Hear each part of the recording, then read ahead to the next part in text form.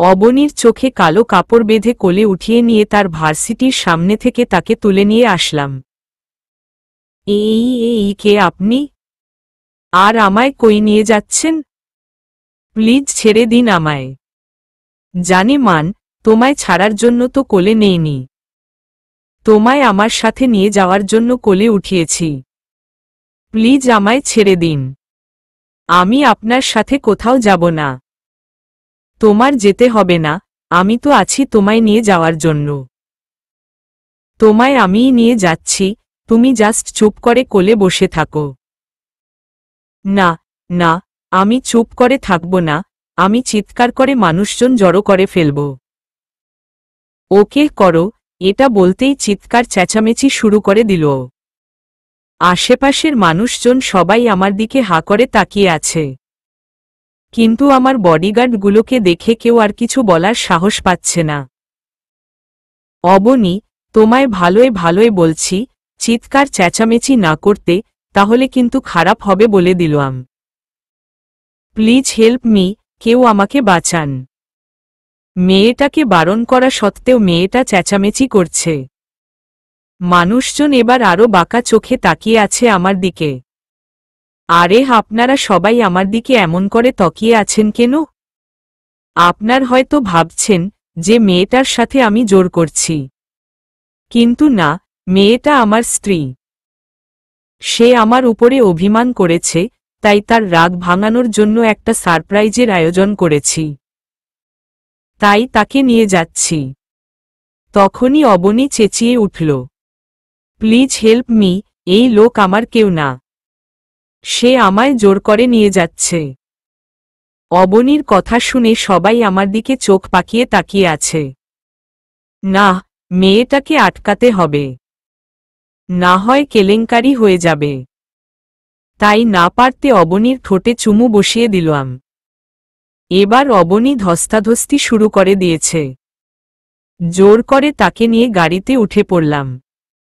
Driver গাড়ি drive করছে, আর আমি অবনীকে কোলে নিয়ে জড়িয়ে ধরে আছি। সে তো চেঁচিয়ে পুরো দুনিয়াদারি একত্রে করে ফেলছে গাড়ির ভিতরে। না, মেয়েটাকে এইভাবে থামানো যাবে না, না হয় মানুষ বলবে মেয়েকে কিডন্যাপ করেছি আমি। আবার সেই আগের পদ্ধতি অবলম্বন করলাম। অবনীকে নিজের বাহুডোরে শক্ত করে জড়িয়ে ধরে ওর ঠোঁট জোড়ায় নিজের ঠোঁট বসিয়ে দিলাম। এই চুমু খাওয়াতে একদম ঘরে এসে পৌঁছেছি, তবে আমার কোনো হদিশ নেই।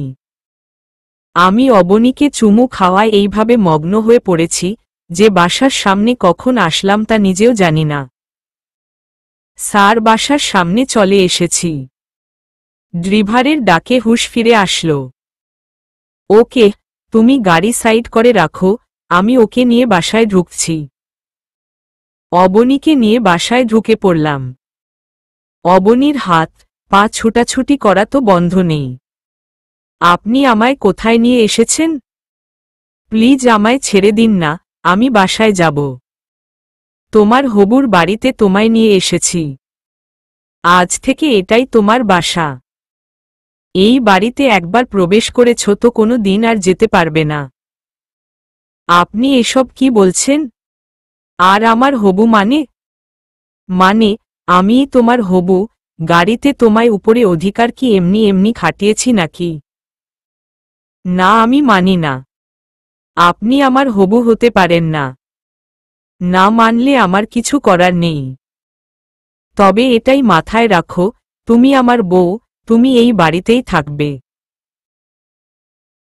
তুমি হাজার চাইলেও এখান থেকে পালাতে পারবে না। এবার আমি চললাম, আমার কাজ আছে। ও হ্যাঁ, তার আগে চোখের বাঁধনটা খুলে দেই। তারপর অবনীর চোখের বাঁধনটা খুলে দিলাম।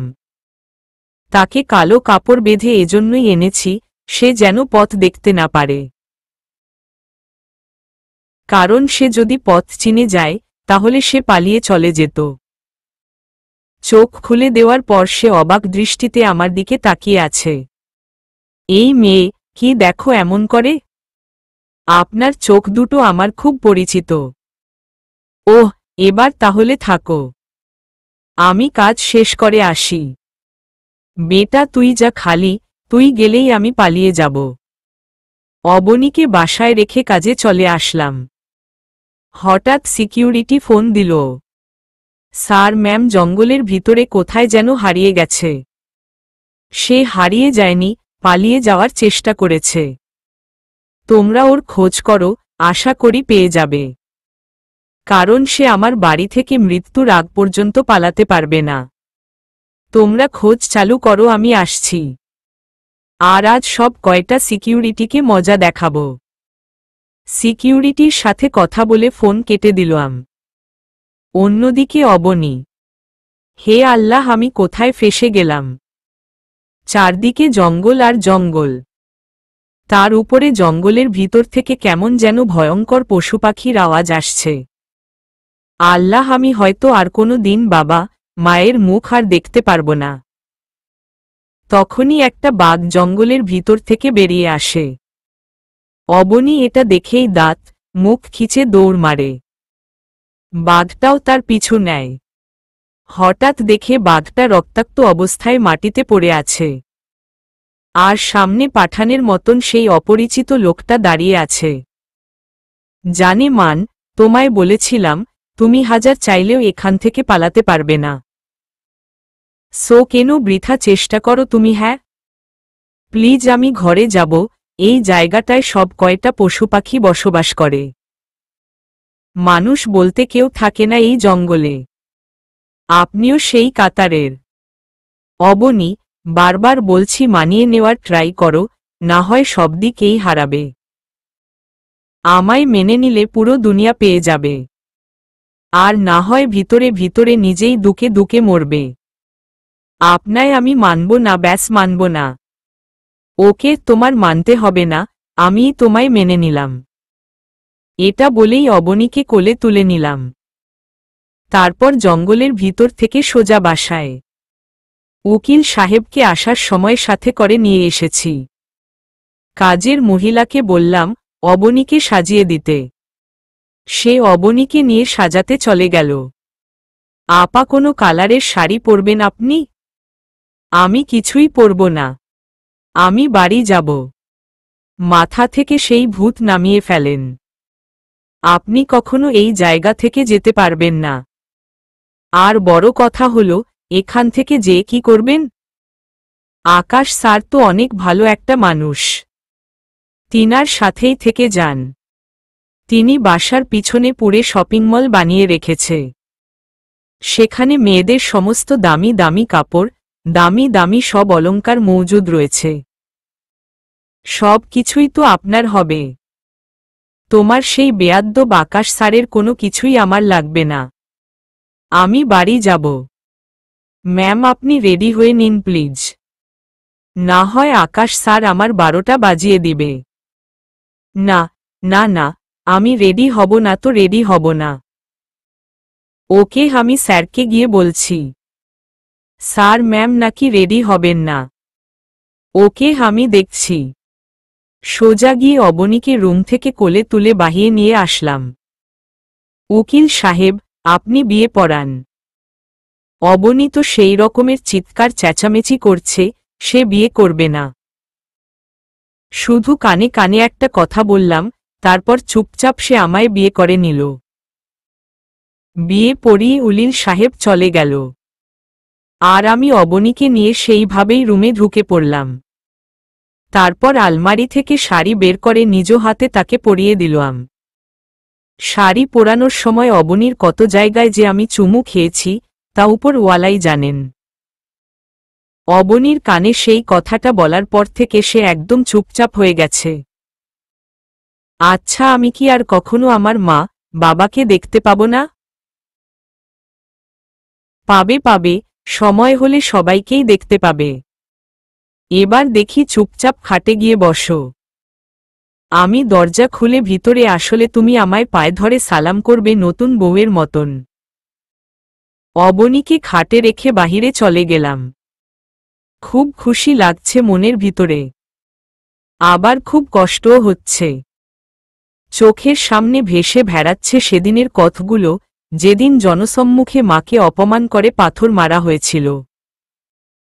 আর মা সেই কষ্ট সহ্য করতে না পেরে সেখানেই দম ছেড়ে দেয়।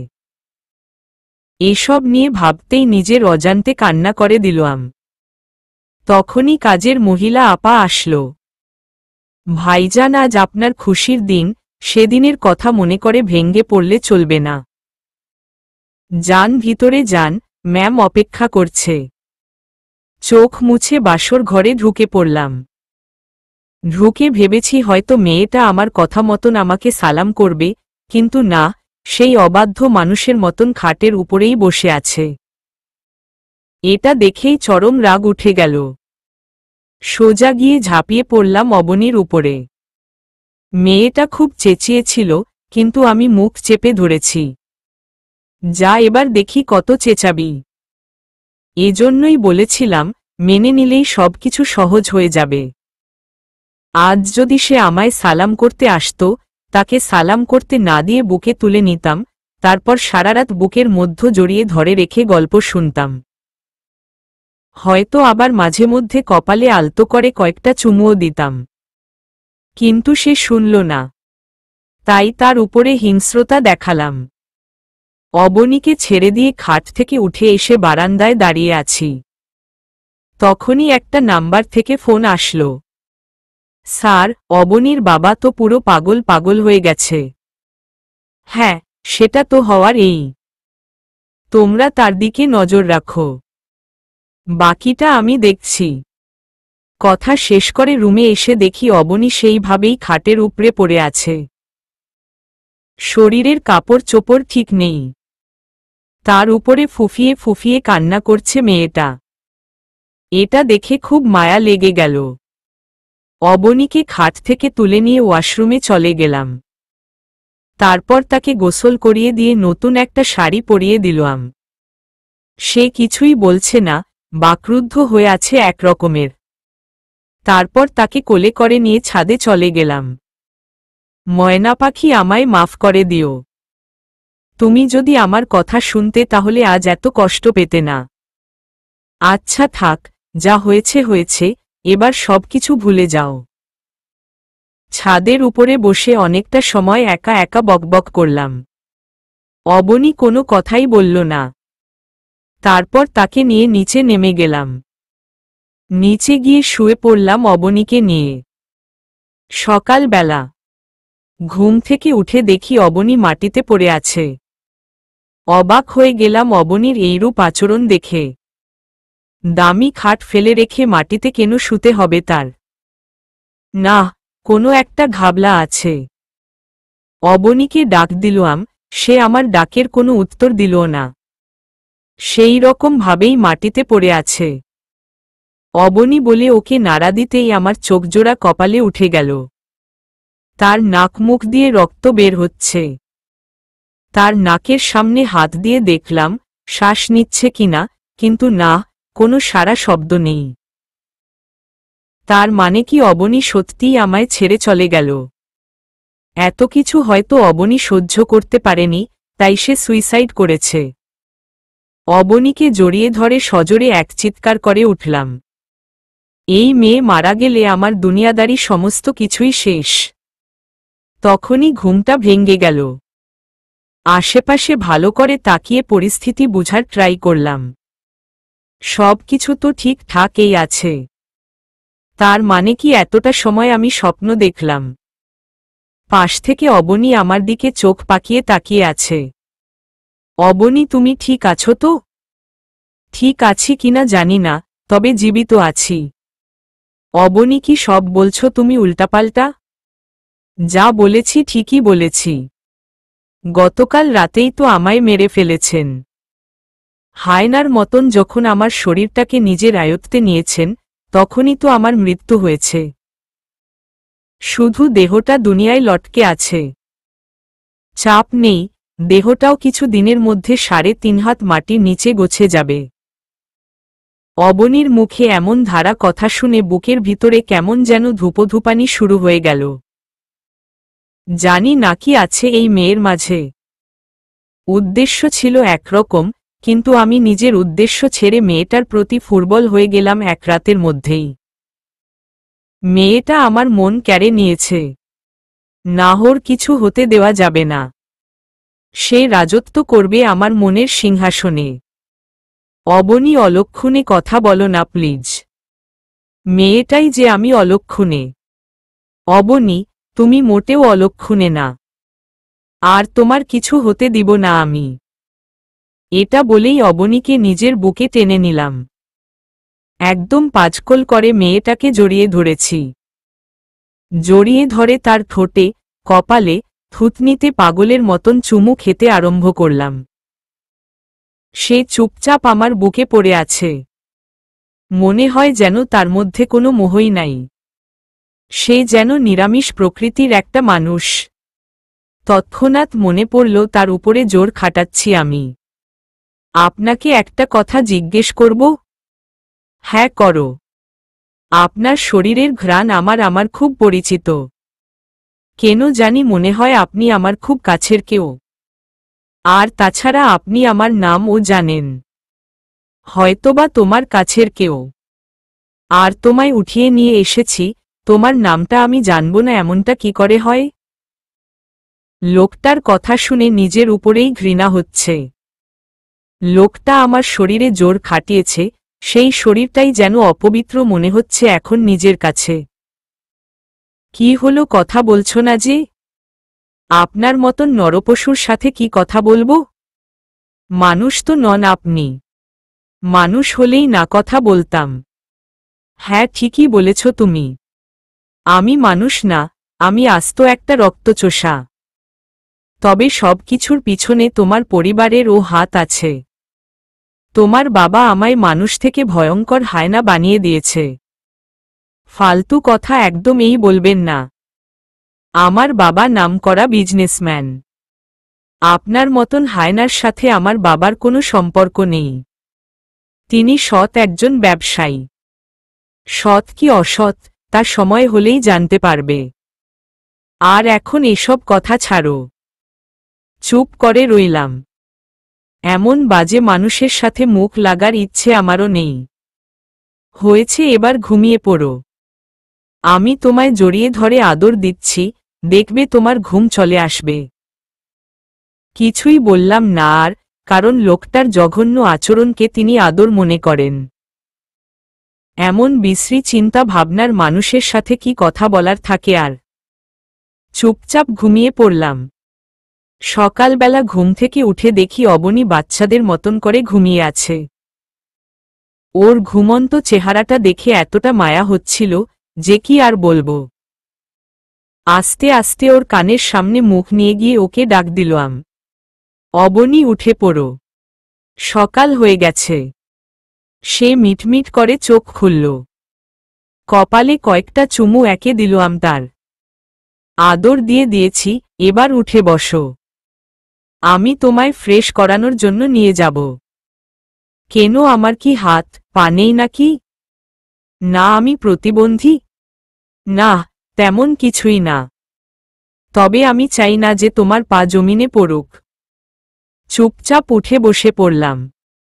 লোকটার আদিক্ষেতা দেখে রাগে শরীর ফেটে যাচ্ছে। তবুও কিছু বললাম না, কারণ লোকটাকে হাজার বারণ করলেও সে আমার কথা শুনবে না।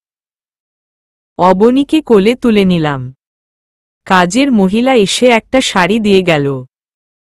অবনীকে কোলে করে নিয়েই ওয়াশরুমে চলে গেলাম। তারপর তাকে নিজেই গোসল করিয়ে দিলাম। গোসল করিয়ে দিয়ে টাওয়াল পরিয়ে দিয়ে কোলে করে নিজের রুমে নিয়ে আসলাম। মেয়েটা একদম চুপচাপ হয়েছিল। মনে হচ্ছিল যেন স্বামীর বাধ্য বউ। তারপর তাকে নিজের হাতে শাড়ি পরিয়ে দিলাম। যখন শাড়ির কুচি দিব, তখন তার ধবধবে সাদা পেটের দিকে নজর যায়। হয়ে গেল, ব্যাস, মাতাল হয়ে গেলাম। শাড়ির কুচি দেওয়া বাদ দিয়ে রেখে তার পেটের মধ্যে চুমু খেতে আরম্ভ করে দিলাম। মেয়েটা লজ্জায় চোখে হাত দিয়ে রেখেছে। কিন্তু আমার তো হুঁশ ঠিক নেই। কখনো কি শুনেছেন যে মাতালের হুঁশ ঠিক থাকে? আমারও তেমন ছিল না। আধ ঘন্টা তাকে চুমু খাওয়ায় কাটিয়ে দিলাম। আমার যেন মনেই ভরছে না। নাভিতেও আলতো করে কয়েকবার চুমু খেয়েছি। একদম পুরোপুরি হারিয়ে গেলাম নেশার রাজ্যে। তখনই অবনী কথায় হুঁশ ফিরে আসে। জোর করে যখন তুলেই এনেছেন, তাহলে যেতে তো আর দিবেন না। আপনার কাছেই তো রেখে দিবেন আমায়। তাহলে একবারে এত চুমু খাওয়ার মানেটা কি? অবনীর কথা শুনে 3000 ভোল্টের একটা শকট খেলাম। আরে অবনী, এটা বললটা কি? অবনী, তুমি কি বলেছ তুমি নিজে জানো? জানবো না কেন? এতটা সময় কোনো কিছুর মোহে আটকে থাকা ঠিক না। তার মানে তুমি বলতে চাইছ, জিনিস একটা যখন কিনেছি, সেটাকে একবারেই খরচ না করতে, ধীরে ধীরে ব্যবহার করতে? কই, আমি এটা কখন বললাম? এটা না বললেও তোমার কথার মানেটা এমন যে তোমায় ঘণ্টা খানিক নিজের কাছে আটকে না রেখে মাঝে মাঝে কাছে টানার জন্য। না, আমার কথার মানে মোটেও এমন না। আপনার বিকৃত মস্তিষ্ক অন্যভাবে কথাটাকে ধারণ করেছে। আমার মস্তিষ্কটা বিকৃত হলেও কথা ধারণ করার শক্তিটা আছে আমার। থাক, আমার যা বুঝার সেটা আমি বুঝে নিয়েছি। এখন রাখো এসব কথা। অবনী চুপ হয়ে গেল। আমি অবনীর শাড়ির কুচি ঠিক করে দিয়ে আবার কোলে তুলে নিলাম। আবার কেন কোলে নিলেন আমায়? নাস্তা খাওয়ানোর জন্য। কাজের মহিলা আপা নিচে নাস্তা লাগিয়েছে, তাই কোলে নিয়েছি তোমায়। আমি তো নিজেই হেঁটে যেতে পারব। সেটার আর দরকার নেই। নিজে নিজে যেতে গিয়ে সিঁড়ি থেকে পড়ে গেলে ক্ষতটা আমার এই হবে। খাটাস লোকটার কথা শুনে নিজের অজান্তেই হেসে দিলাম। লোকটার এমনধারা আচরণ দেখে মনে হল, সে যদি আমায় এভাবে জোর করে তুলে না এনে সবার সম্মতি নিয়ে আমায় বিয়ে করে নিজের বউ বানাতো, তাহলে হয়তো দুনিয়ার মধ্যে সবচাইতে রোমান্টিক বরটা আমার হতো। অবনীকে কোলে করে নিচে নিয়ে এলাম। তারপর তাকে নিজের হাতে খাইয়ে দিলাম। তাকে খাইয়ে দিয়ে নিজেও খেয়ে নিলাম। খাওয়া দাওয়ার পালা শেষ করে, অবনী, বাসায় যদি তোমার বোরিং লাগে, তাহলে তুমি আমার সাথে অফিসে যেতে পারো। আর না হয় যদি বলো জঙ্গলে সফর করবে, তাহলে সেটাও করতে পারো। অফিসে নিয়ে চলেন আপনার সাথে। যাক, এই একটা সুযোগ পালিয়ে যাওয়ার।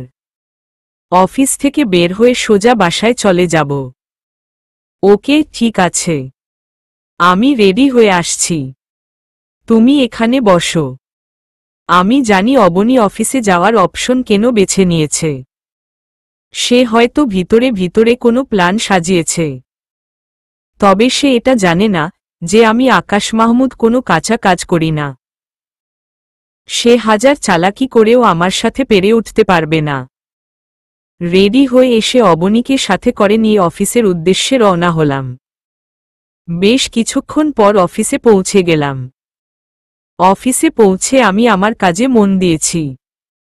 অবনী আমার কেবিনে লক্ষ্মী মেয়ের মতন বসে আছে। মেয়েটার হয়তো বসে বসে বোরিং লাগছে অনেক। আমি না হয় আমার কাজ করছি দেখে বোরিং লাগছে না, কিন্তু মেয়েটার তো কোনো কাজ নেই। একটা মানুষ আর কতটা সময় বসে থাকতে পারে? অবনী, তুমি গিয়ে ঘুরে ঘুরে পুরো অফিসটা দেখো। এই সুযোগটার অপেক্ষায় তো ছিলাম এতটা সময়ে। এবার সোজা পালিয়ে যাব। খাটাসটার কেবিন থেকে বেরিয়ে ফাঁক খুঁজছিলাম কখন সুযোগ পাব। এদিকে সেদিকে তাকিয়ে ভালো করে সবকিছু নিজের আয়ত্তে করে নিলাম। সবাই কাজে বিজি হয়ে পড়েছে। এই সুযোগ, এবার আমি পালিয়ে যাব। সোজা অফিসের গেট দিয়ে বের হয়ে গেলাম। অফিসের বাহিরে বের হয়ে পা রাখতেই এক ঝাঁক সিকিউরিটি আমার পথ আটকাল। ম্যাম, কোথায় যাচ্ছেন? আল্লাহ, ধরা পড়ে গেলাম। এবার কি বলবো আমি? আসলে অফিসেটা ঘুরে ঘুরে দেখছিলাম। ম্যাম, অফিসের ভিতরের পরিবেশটাকে দেখুন। স্যারের অনুমতি নেই আপনাকে বাহিরে যেতে দেওয়ার। মেজাজটা পুরো ডাঙায় উঠে গেল। তাও নিজেকে শান্ত করে রেখে কেবিনে চলে এলাম। কি পালাতে পারলে না? আপনি হয়তো সবটাই আগ থেকে জানতেন, তাই না? বেশি কিছু বলবো না, শুধু একটা কথাই মাথায় রেখো। আমি কোনো কাঁচা খেলোয়াড় না। তুই আস্ত একটা খাটাস। মনে মনে আমাকে গালি দিয়ে লাভ নেই। চুপচাপ এই চেয়ারটাতে বসে পড়ো। আর কিছুক্ষণের মধ্যে বাসায় চলে যাব আমরা। চেয়ারটাতে বসে আছি। আল্লাহ না জানি বাসায় গেলে লোকটা আমার সাথে কিরূপ আচরণ করে। কিছু সময়ের মধ্যে কাজ শেষ করে বাসার উদ্দেশ্য রওনা হলাম। রাস্তার ধারের দেওয়ালগুলোতে অবনীর ছবি টাঙানো। অবনী, দেখো তোমার ছবি। এটা বলতেই অবনী হাসতে আরম্ভ করে। হা হা হা, তোর নজরে কি শুধু পোস্টার পড়েছে? ভালো করে সামনে তাকিয়ে দেখ। অবনীর কথা মতন সামনে তাকিয়ে দেখি রোডের মাঝখানে সেনাবাহিনী, পুলিশ, সাথে অবনীর বাবা মিলে সব কয়টা গাড়ির তল্লাশি চালাচ্ছে। এটা দেখে মাথা পুরোপুরি কাজ করা বন্ধ করে দিয়েছে। অবনী, চুপচাপ থাকো একদম। এক ফোঁটাও আওয়াজ করবে না। এদিকটা আমি সামলে নিব। এই শয়তানের বাচ্চা, তুই আর কতটা সামলাবি? সব কিছুই তো আমি বিগড়ে দিয়েছি। এবার আমাকে তোর কাছে জিম্মি করে রাখবি কি করে? দেখ, সামনে আমার বাবা আরও প্রশাসনিক কর্মকর্তারা। তিনারা তো এবার আমাকে ঠিকই উদ্ধার করে নিবেন। অবনী, তোমায় আগেই বলেছি আমি যে আকাশ মাহমুদ কোনো কাঁচা খেলা খেলে না। কোমরে হাত দিয়ে পিস্তলটা বের করতে যাব, কিন্তু হাত দিয়ে দেখি কোমরে পিস্তল নেই। তখনই অবনী আমার পেটের মধ্যে পিস্তল দিয়ে চেপে ধরল। এবার তোর আর রক্ষা নেই। অবনী, পিস্তলটা আমায় দিয়ে দাও। উল্টোপাল্টা চাপ লেগে কোনো অঘটন ঘটে যাবে আমার। তুই হয়তো ভুলে গেছিস আমি কার মেয়ে। আমার বাবা আমাদের এসব চালানো শিখিয়েছে। টেনশন করিস না তুই, অঘটন একদম ঘটবে না। গুলিটা সোজা তোর কিডনির মধ্যে মারব। বেশি তেরিবেরি করিস না। ভালো চাস তো চুপচাপ নিজেকে পুলিশের হাতে সঁপে দে। অবনীর কথা শুনে পায়ের নিচ থেকে যেন মাটি সরে গেল আমার। আল্লাহ, এখন অবনীকে ওদের হাত থেকে কি করে বাঁচাবো আমি? ওরা তো আমার কাছ থেকে অবনীকে চিরতরে ছিনিয়ে নিয়ে যাবে এখন। মাথায় যেন কিছুই খেলছে না। না, নিজেকে শান্ত করতে হবে আগে। সামনে আমার কঠিন পরীক্ষা। কিছুটা সময় নিজেকে রিল্যাক্স করার জন্য নিলাম। তারপর হুট করেই অবনীর হাত থেকে গুলিটা হেঁচকা টান দিয়ে নিজের কাছে নিয়ে নিলাম। কিন্তু এর মধ্যেই অঘটন ঘটে গেছে। অবনী গুলি চালিয়ে দিয়েছে। হয়তো আমার শেষটা এভাবেই লিখা ছিল। নিজের শরীরের দিকে তাকে দেখি আমার তেমন কিছুই হয়নি। বুলেট আমার পেটের আলতো চামড়া ঘেঁষে চলে গেছে। বেশি কিছু না হলেও মোটামুটি ক্ষতি হয়েছে আমার। পেট থেকে রক্ত পড়ছে। ভাগ্যিস গুলিতে সাইলেন্সার লাগানো ছিল, তাই তেমন আওয়াজ হয়নি। অবনী আমার সাথে ধস্তাধস্তি শুরু করে দিল গুলিটা নেওয়ার জন্য। না, এবার অতিরিক্ত হয়ে গেছে। মেয়েটাকে আটকানো দরকার। অবনীর গলায় হাত দিয়ে ওর শ্বাস নালিতে আঙ্গুল মেরে দিলাম। সাথে সাথে সে বেহুশ হয়ে গেল। স্যার, আপনি ঠিক আছেন তো? হ্যাঁ, আমি ঠিক আছি। আমাকে নিয়ে তোদের চিন্তা করতে হবে না। তোরা তাড়াতাড়ি তোর ম্যামকে সামলা। আমি যেখানেই যাই না কেন আমার সাথে গার্ড থাকে। ওরা অবনীকে পিছনের ছিটে শুইয়ে দিল। ঠিক তখনই সেনাবাহিনী একজন আমার গাড়ি আটকায়। এই যে মিস্টার, গাড়ি থেকে নামেন। আমি ক্ষতটাকে ঢেকে ফেললাম সাথে সাথে। তাড়াতাড়ি নামেন গাড়ি থেকে, গাড়ির তল্লাশি করব। Okay sir, 1 minute. পকেট থেকে আমার একটা কার্ড বের করে সেনাবাহিনীর হাতে দিলাম। আরে, আপনি বিজনেসম্যান আকাশ সাহেব না? হ্যাঁ স্যার, দুঃখিত। আপনি চলে যেতে পারেন। সেনাবাহিনী আমায় ছেড়ে দিল।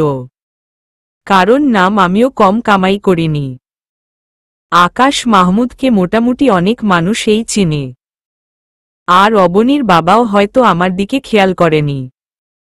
অন্য গাড়ি তল্লাশিতে বিজি ছিল। ড্রাইভার গাড়ি ড্রাইভ করছে। এদিকে আমার পেটের মধ্যে পেইন শুরু হয়ে গেল।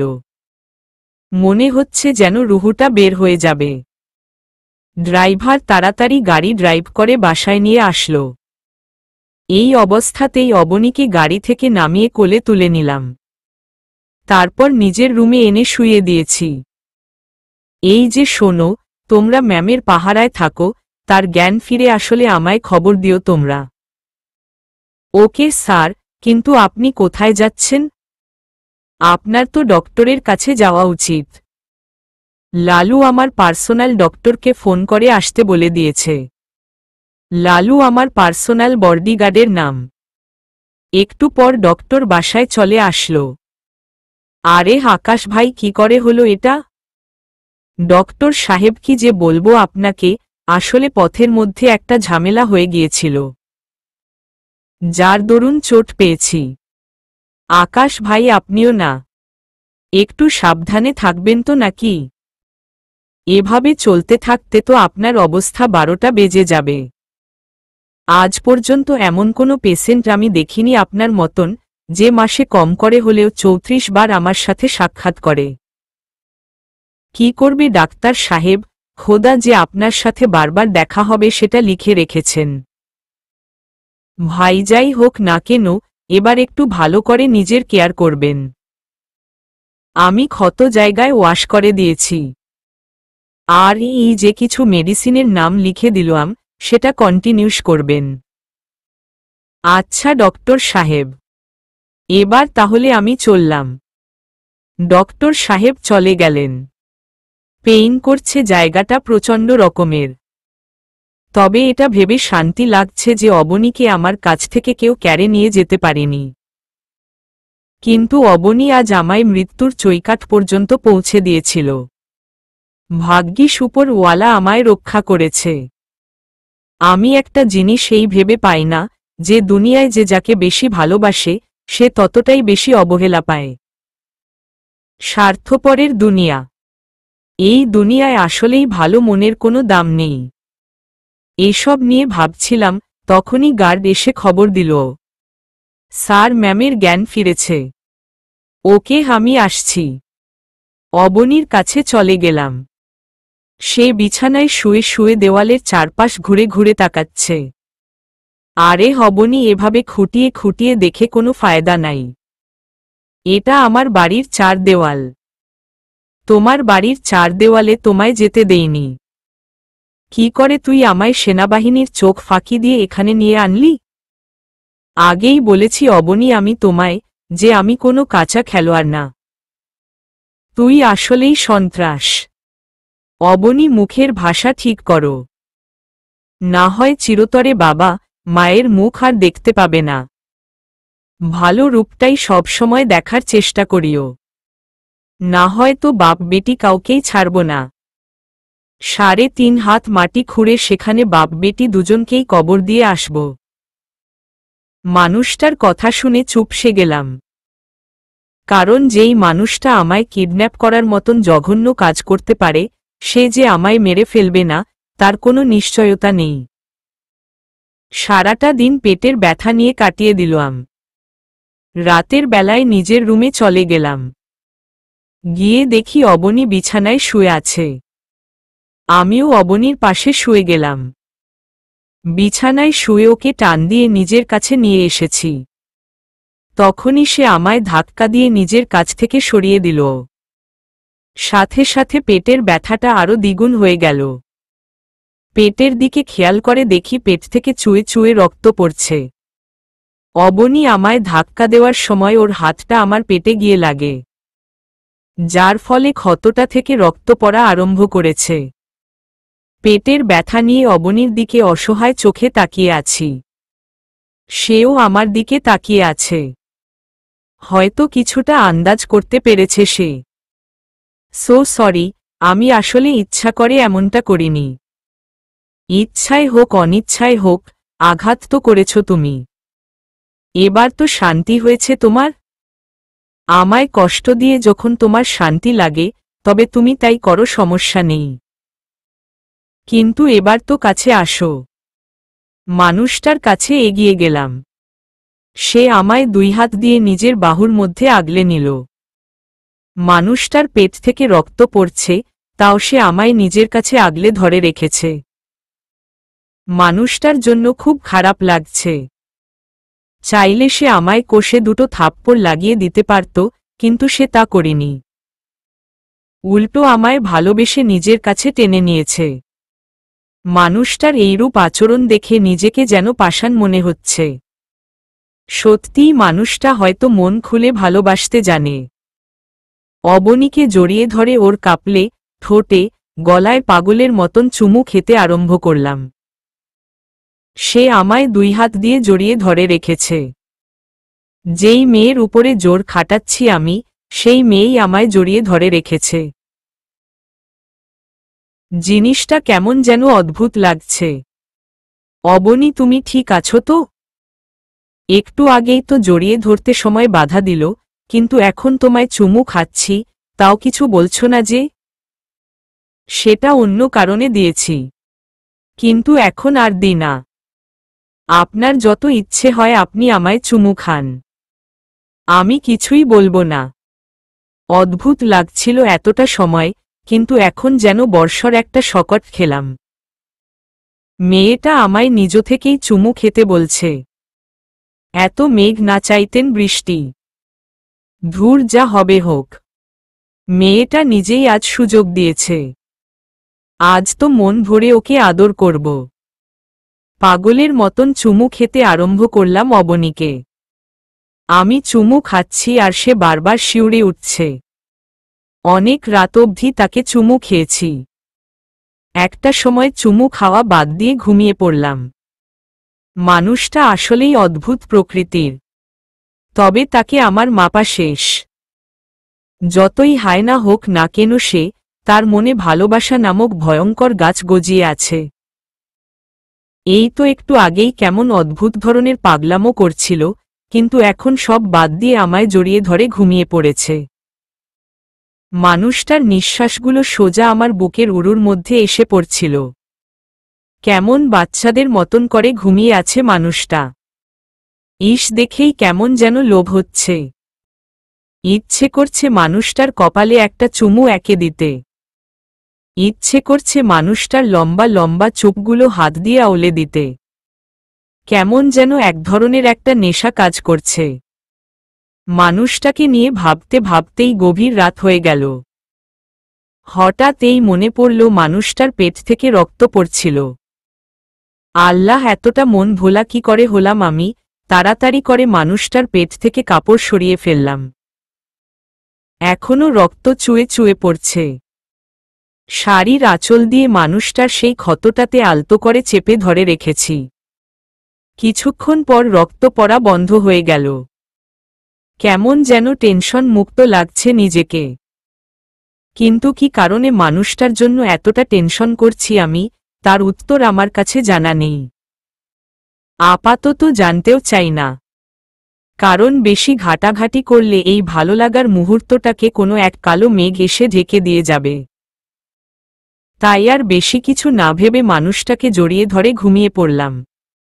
হঠাৎ এই কারোর শরীরের স্পর্শ লেগে ঘুমটা ভেঙে গেল। চোখ মেলে তাকানোর চেষ্টা করলাম, কিন্তু চোখ মেলতে পারছি না। চোখ জোড়া আগুনের মতন গরম হয়ে আছে। মাথাটাও প্রচণ্ড ধরেছে। আমি শিউর আমার জ্বর আসতে চলেছে। চুপচাপ সেভাবেই ঘুমিয়ে পড়লাম।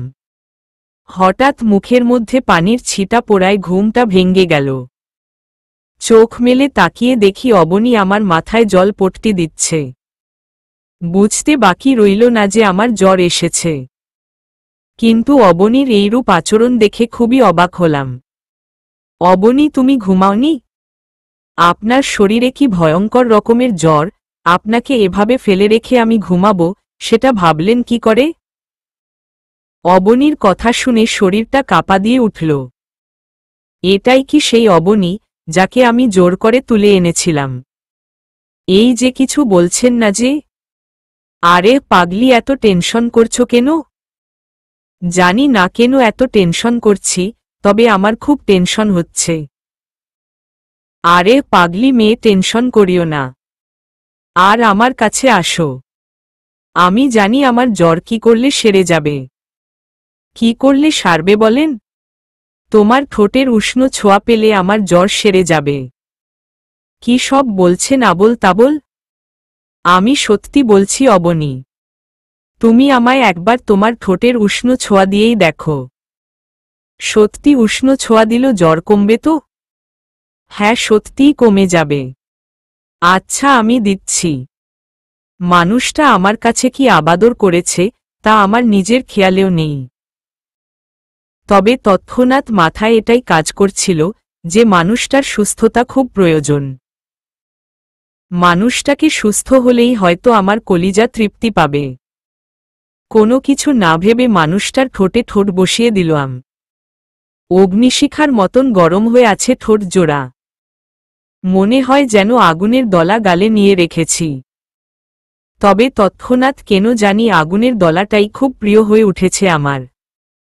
পাগলের মতন চুমু খাচ্ছি মানুষটার ঠোঁট জোড়ায়। কোথায় শুরু কোথায় শেষ কিছুই জানি না আমি। এরপর আর কিছু মনে নেই। মানুষটার ঠোঁটে চুমু খেতে খেতে কখন যে ঘুমিয়ে গেছি তা নিজেও জানি না। সকালবেলা ঘুম থেকে উঠে দেখি অবনী আমায় শক্ত করে জড়িয়ে ধরে রেখেছে। মনে হয় যেন সে আমায় ছেড়ে দিলেই আমি পালিয়ে যাব। নিজেকে অবনীর থেকে ছাড়িয়ে নিয়ে বিছানা থেকে উঠে পড়েছি। গোসল করা প্রয়োজন খুব। কাপড় চোপড় নিয়ে ওয়াশরুমে ঢোকার জন্য পা বাড়ালাম, তখনই ফোনটা বেজে উঠল। গিয়ে ফোনটা রিসিভ করলাম। ফোনটা রিসিভ করতেই অপর পাশ থেকে কান্নার আওয়াজ কানে ভেসে আসল। কিরে, কি হয়েছে? কান্না করছিস কেন? আমার কথার প্রত্যুত্তরে অপর পাশ থেকে যা বলল তা শুনে জায়গার মধ্যে থ হয়ে দাঁড়িয়ে গেলাম। হাত থেকে ফোনটা ফ্লোরের উপরে পড়ে দুই টুকরো হয়ে গেছে। কথাগুলা শোনার পর আমার দুনিয়াদারি যেন নিমিষেই থমকে গেছে। ঠাই সেখানে দাঁড়িয়ে আছি। হঠাৎ অবনী পিছন থেকে এসে আমায় জড়িয়ে ধরল। এই কি হয়েছে আপনার? হঠাৎ কি এমন হলো যে এমনভাবে চমকে গেছেন আপনি? না, কিছু হয়নি আমার।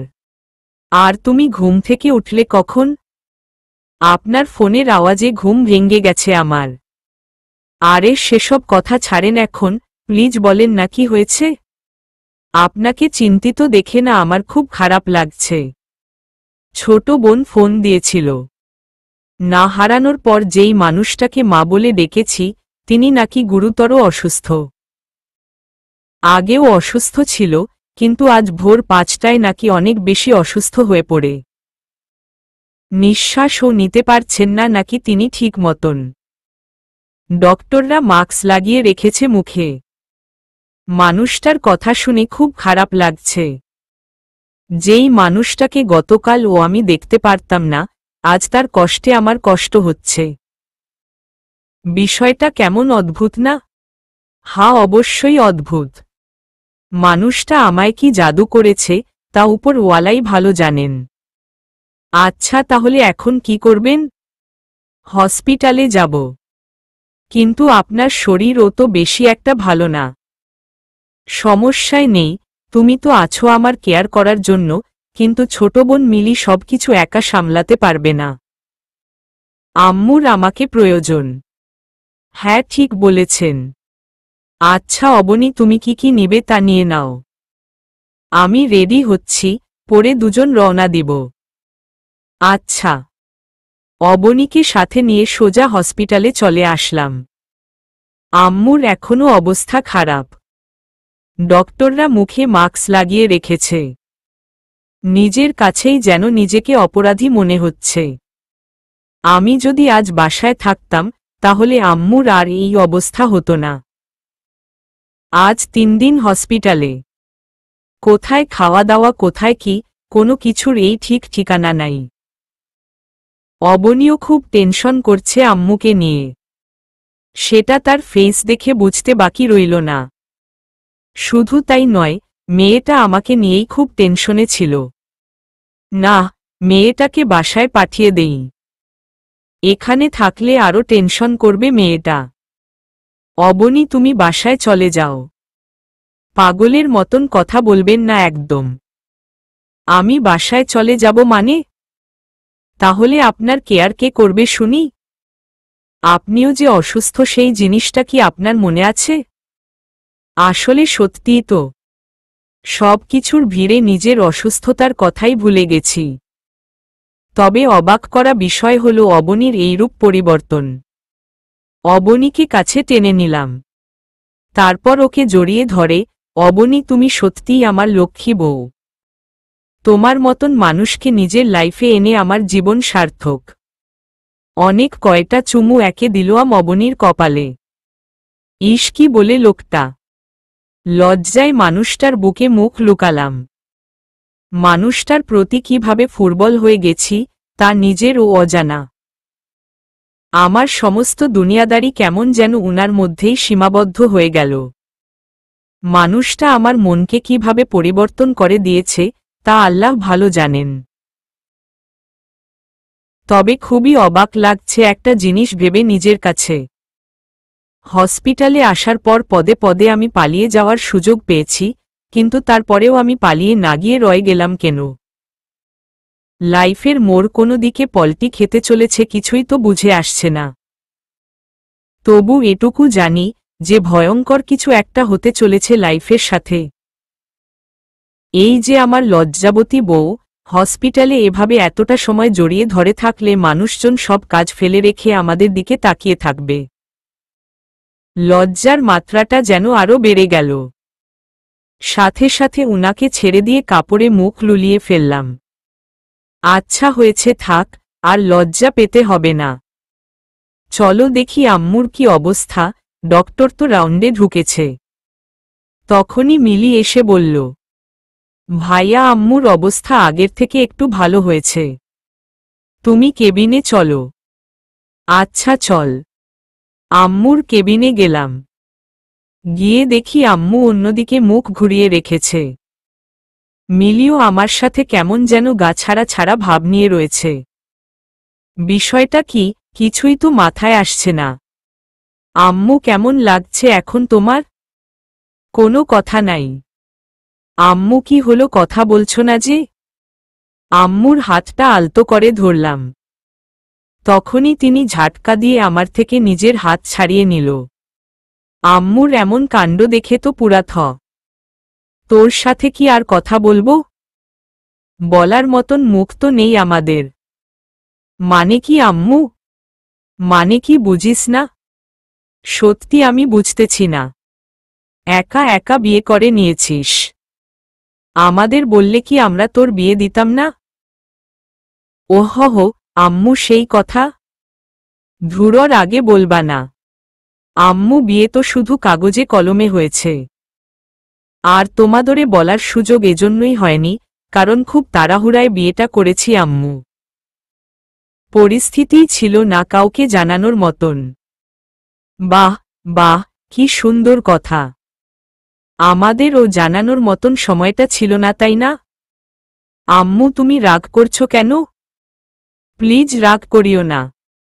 আচ্ছা, তোমায় না জানানোর আসল কারণটা বলি। আম্মুর কানের সামনে মুখ নিয়ে ধীরে ধীরে কিছু কথা বললাম। আমার মুখ থেকে কথাগুলো শোনার পর অবনীর দিকে হা করে তাকিয়ে আছে আম্মু। আম্মু, কি হলো, এভাবে চুপচাপ হয়ে আছো যে? বৌমাকে কিছু বলো। বৌমা, তুই আসলেই প্রমাণ করে দিলই যে আবর্জনার স্তূপেও স্বর্ণ পাওয়া যায়। আর তুই সেই স্বর্ণের টুকরো। উনি কি বলছেন এসব? মাথায় তো কিছুই কাজ করছে না।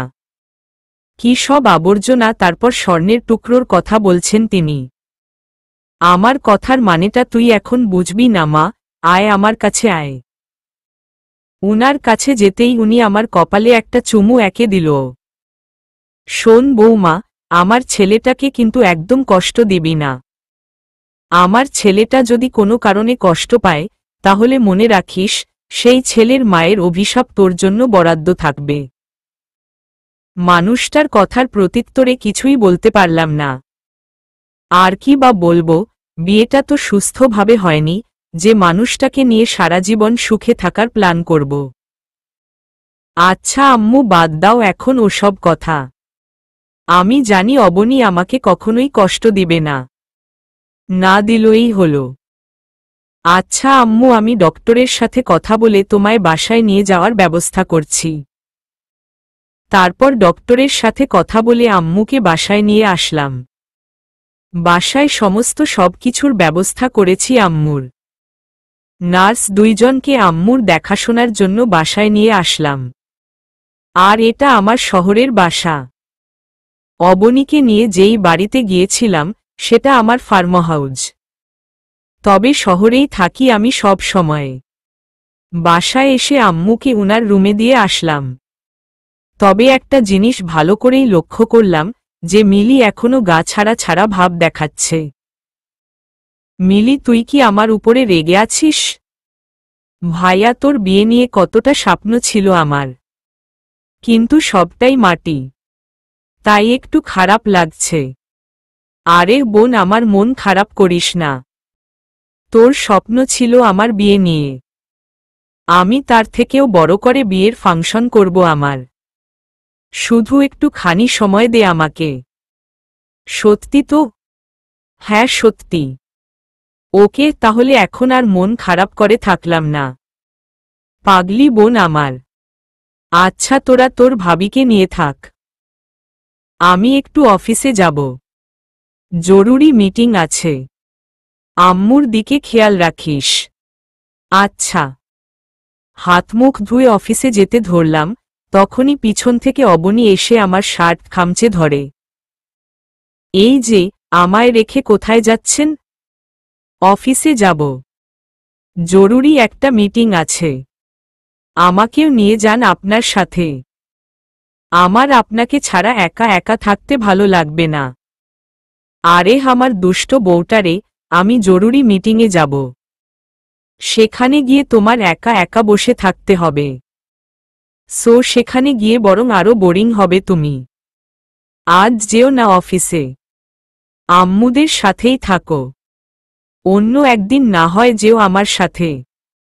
আচ্ছা। অবনীর কপালে একটা চুমু পেয়ে অফিসের জন্য রওনা হয়ে গেলাম। ড্রাইভার গাড়ি ড্রাইভ করছে। এই তো পথেই রয়েছি। তখনই অবনীর কথা মনে পড়ে, মেয়েটা কেমন পরিবর্তন হয়ে গেল। যেই মেয়ে আমায় সহ্য করতে পারত না, সে আজ এসে আমার শার্ট খামচে ধরে, দুনিয়ার সব রোমান্টিক কাজ কারবার করে। এই পরিবর্তনটা কি সত্যিই তার মনের পরিবর্তন, না এটা তার কোনো পাতানো ফাঁদ? যেই ফাঁদ আমি নিজেই পেতেছি, সেই ফাঁদে নিজেই ফাঁসতে চললাম না তো আবার? এসব নিয়ে ভাবতে ভাবতে অফিসে চলে এসেছি। গাড়ি থেকে নেমে অফিসে ঢুকে পড়লাম। কেবিনে বসে নিজেকে একটু রিল্যাক্স করছি। তখনই ম্যানেজার কেবিনে আসে। স্যার, আমি ফাইল রেডি করে রেখেছি, আপনি একটু চেক করে নিলে ভালো হতো। আচ্ছা, আমি দেখছি। ফাইল চেক করে নিলাম, সব ওকে আছে কিনা তা দেখার জন্য। সব কিছুই ওকে আছে। তারপর মিটিংয়ের জন্য চলে গেলাম। মিটিং করছিলাম, তখনই হঠাৎ মিলি ফোন দেয়। Excuse me. একপাশে চলে আসলাম কথা বলার জন্য। ভাইয়া অনেক কয়টা ছেলে পেলে বাড়িতে এসে ভাবিকে জোর জবরদস্তি তুলে নিয়ে গেছে। কি হো হো? হ্যাঁ ভাইয়া, তুই তাড়াতাড়ি বাড়িতে আয়, আমি এক্ষুনি আসছি। মিলির কথা শুনে আমার দুনিয়াদারি যেন ঘুরতে আরম্ভ করল। তাড়াতাড়ি করে গার্ডদের ফোন করলাম। দুই একবার রিং পড়তেই ফোন রিসিভ করল। কিরে, তোরা আমায় খবর কেন দিলই না যে অবনীর বাবা আমার ঠিকানা জেনে গেছে, আর সে আজ আমার বাসায় লোক পাঠিয়ে অবনীকে তুলে নিয়ে যাওয়ার প্ল্যান করেছে? স্যার, কি বলছেন আপনি এসব? এমন তো কোনো প্ল্যানেই করেনি ম্যামের বাবা, আর কোনো লোকও তো পাঠানো হয়নি। এমন কিছু হলে তো ম্যামকে নিয়ে এই বাড়িতে আনা হতো। কই, ম্যামকে তো এই বাড়িতে আনা হয়নি। গার্ডের কথা শুনে কলিজাটা সোজা মোচড় দিয়ে উঠল। হায় আল্লাহ! অবনীর বাবা যদি এইরূপ না করে তাহলে কোনো তৃতীয় ব্যক্তি এই কাজ করল। রাগে শরীর ফেটে যাচ্ছে। খোদার কসম তুই যেই হবি না কেন, একবার যদি জানতে পারি যে আমার অবনীর সাথে এইরূপ আচরণ কে করছে, সোজা কুপিয়ে টুকরো টুকরো করে ফেলব। মিটিং বাদ দিয়ে রেখে সোজা ঘরে চলে গেলাম।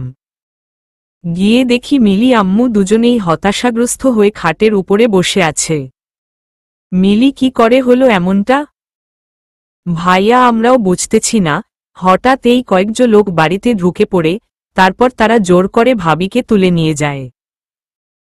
দারোয়ান আটকানোর চেষ্টা করেছে, তারা তাকেও আহত করেছে। বাকি গার্ড তো সব তোর সাথে চলে গিয়েছিল। ওকে তোরা টেনশন করিস না, আমি দেখছি কি করা যায়। সে যেই হবে হোক, তোর ভাই কেমন সেটা তুই ভালো করেই জানিস। পাতাল থেকে হলেও তাদের খোঁজ আমি বের করব। এটা বলেই ঘর থেকে বের হয়ে গেলাম। স্যার ম্যামকে কোথায় গিয়ে খুঁজব আমরা? সেটা তো আমিও বুঝতেছি না, তবে খোঁজা তো অফ করা যাবে না। দেখি ছেলেদের বলে দিয়েছি যাতে তারা খোঁজ করে। আশা করি খোঁজ পেয়ে যাব। সারাদিন অবনীর খোঁজ করলাম, কিন্তু কোনোভাবেই অবনীর খোঁজ পেলাম না।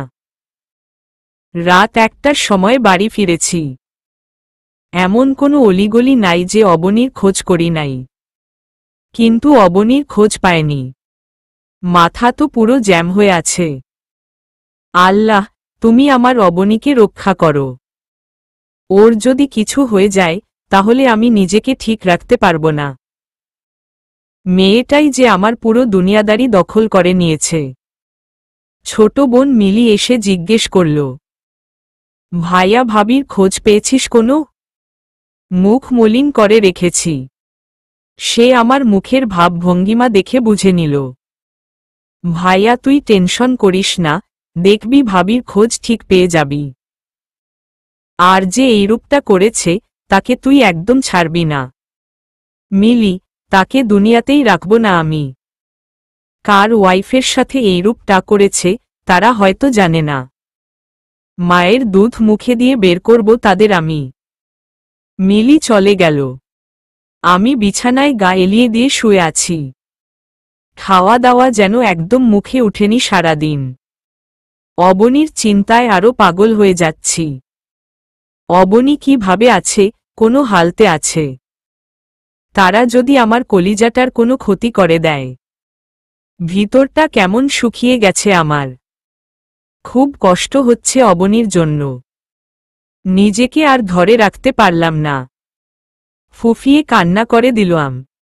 যতই হোক ভালোবাসার মানুষকে নিয়ে কেউ রিস্ক নিবে না। কান্না করতে করতে কখন যে ঘুমিয়ে গেছি তা নিজেও বলতে পারব না। সকাল বেলায় মিলি এসে ডেকে দিল, কিরে ভাইয়া ঘুম থেকে উঠবি না? অনেকটা বেলা হয়ে গেল তো। মিলির গলার আওয়াজ শুনে লাফ দিয়ে ঘুম থেকে উঠে পড়লাম। এক মুহূর্তের জন্য মনে হচ্ছিল রাতে আমি সবটাই স্বপ্নে দেখেছি। মিলি অবনী কোথায়? ভাইয়া ভাবির তো কোনো খোঁজ মিলেনি। আর তাছাড়া কাল তোরাও তো কোনো খোঁজ পেলি না। মিলির কথা শুনে আবারও চোখজোড়া ভিজে গেল। ফ্রেশ হয়ে ঘর থেকে বের হয়ে গেলাম। কাল থেকে এখন পর্যন্ত কিছুই খাইনি আমি। হঠাৎ এই গার্ড ফোন দিল। স্যার ম্যামের কোনো খোঁজ পেয়েছেন? না, কিন্তু স্যার ম্যামের বাবাও তো এইরূপ কোনো কাজ করেননি। হয়তো এখানে কোনো তৃতীয় ব্যক্তি আছে। হ্যাঁ, সেটা আমারও মনে হচ্ছে। তবে স্যার টেনশন করবেন না, ম্যামের খোঁজা ঠিক পেয়ে যাবেন। তবে আপনাকে একটা ইনফরমেশন দিতে পারি, জানি না সেটা কোনো কাজে আসবে কিনা। তাও বলি, রাজ নামের এক ছেলে ম্যামের পিছনে অনেকদিন ধরে ঘুরঘুর করেছিল। ম্যামের বাবার কাছেও বিয়ের প্রস্তাব পাঠিয়েছে, কিন্তু তিনি না করে দেন। সেই ছেলে কিছু করেনি তো? জানি না, তবে হয়তোবা সেই করেছে এই কাজ। আচ্ছা, তার কোনো ইনফরমেশন আছে কি? হ্যাঁ স্যার, তার ঠিকানা আমি জানি। আপনাকে সেটা আমি মেইল করে দিচ্ছি। আচ্ছা। একটু পর গার্ড ঠিকানা মেইল করে দিল। আমি আমার লোকজন নিয়ে সোজা সেখানে চলে গেলাম। কিন্তু সেখানে গিয়ে কাউকেই পেলাম না। দরজায় তালা লাগিয়ে রেখেছে। মনটা পুরো খারাপ হয়ে গেল। শেষ একটা আশ্বাস পেয়েছিলাম, সেটাতেও এসে হতাশ হলাম। বাড়ি ফিরে চলে আসলাম হতাশা নিয়ে। হঠাৎ এই একটা অপরিচিত নাম্বার থেকে ফোন আসলো। ফোনটা রিসিভ করতেই, দেখ আকাশ, তোর সাথে আমার কোনো কিছুই নেই। অবনীকে আমার অনেক আগ থেকেই ভালো লাগতো, কিন্তু তুই হুট করে তাকে বিয়ে করে বসলি, তাই তাকে জোর করে এভাবে তুলে আনতে হলো। অবনীর নাম শুনেই ভিতরটা মোচড় দিয়ে উঠল। কে তুই? আর আমার অবনী কোথায়? আমি যেই হই না কেন, তা দিয়ে তোর কাজ নাই। আর অবনী আমার কাছে ভালোই আছে। দেখ, মাঝে তুই হুট করে অবনীর জীবনে চলে এসেছিস। না হয় তাকেই আমি বিয়ে করতাম। সো ভালোই ভালোই বলছি যে অবনীর জীবন থেকে সরে যা, না হয় কিন্তু অবনীর লাশ দেখতে পাবি। কুত্তার বাচ্চা, আমার অবনীর যদি কিছু হয় তাহলে তোর জীবনের ইতিটা আমিই টেনে দিব। তুই যেখানেই থাকিস না কেন, খুঁজে বের করে তোর শরীরটা জীবিত অবস্থায় মাটির নিচে পুঁতে দিব। আরে যা যা, যা পারিস গিয়ে কর। কই, আজ তো আমার খোঁজ করতে আমার বাসায় গিয়েছিলি, কিন্তু আমার খোঁজ তো পেলি না। হ্যাঁ পাইনি, কিন্তু তোর খোঁজ ঠিকই বের করে ফেলব। সেই আশা নিয়েই বসে থাক। কখনো আমার খোঁজ পাবি না তুই। খুব বড় বড় কথা বলছিস তুই, কিন্তু একটা কথা মাথায় রাখিস, চোর চুরি করলে কোনো একটা নিশানা ছেড়ে যায়। সেটা হয়তো এখনো আমার হাতে লাগেনি। যেদিন লাগবে, ধরে যে সেদিন এই তুই জমের বাড়ি চলে যাবি। আরে যা পারিস কর গিয়ে। এখন রাখলাম, বলেই ফোন কেটে দিল। কে হতে পারে এই ছেলে? শান্ত মাথায় ভাবতে লাগলাম। একটু আগে যার সাথে কথা বলেছি তার কথাগুলো পুনরায় ভাবতে লাগলাম। হঠাৎ এই মাথার টনক নড়ে উঠল। সে কি বলেছিল যে তার বাসায় গিয়েও তার খোঁজ পায়নি, তার মানে এটা রাজেই করেছে। বাছাধন, এবার যাবি কোথায়? কিন্তু বেটাকে তো ঘরে গিয়ে পেলাম না। লোকজন সবাইকে বললাম রাজের খোঁজ বের করতে। সবাই রাজের খোঁজে লেগেছে। সেদিনটাও এভাবে পার হয়ে গেল। না পেলাম অবনীর কোনো খোঁজ, না পেলাম রাজের কোনো খোঁজ। ক্রাইমারের নাম জেনেও তাকে আমি বের করতে পারছি না, এর চাইতে দুঃখের আর কি হতে পারে। ইচ্ছে করছে নিজের মাথায় নিজেই আঘাত করে ফাটিয়ে ফেলি। আজ 3 দিন আমার কলিজাটা নিখোঁজ। তন্ন তন্ন করে রাজকে খোঁজ করেছি, কিন্তু কোথাও তাকে পাইনি। তবে এটাই বুঝলাম না যে গিদরটা কোথায় গিয়ে লুকিয়েছে। এত জায়গায় খুঁজলাম, কিন্তু কোনো খোঁজ পেলাম না। হঠাৎ এই মনে হলো রাজের বাসায় গিয়ে আবারও খোঁজ করা উচিত। হয়তো তার বাসায় গেলেই তার কোনো খবর পাওয়া যাবে। এই তোরা সবাই আবার আমার সাথে রাজের বাসায় চল। স্যার, সেখানে না একবার গিয়েছি?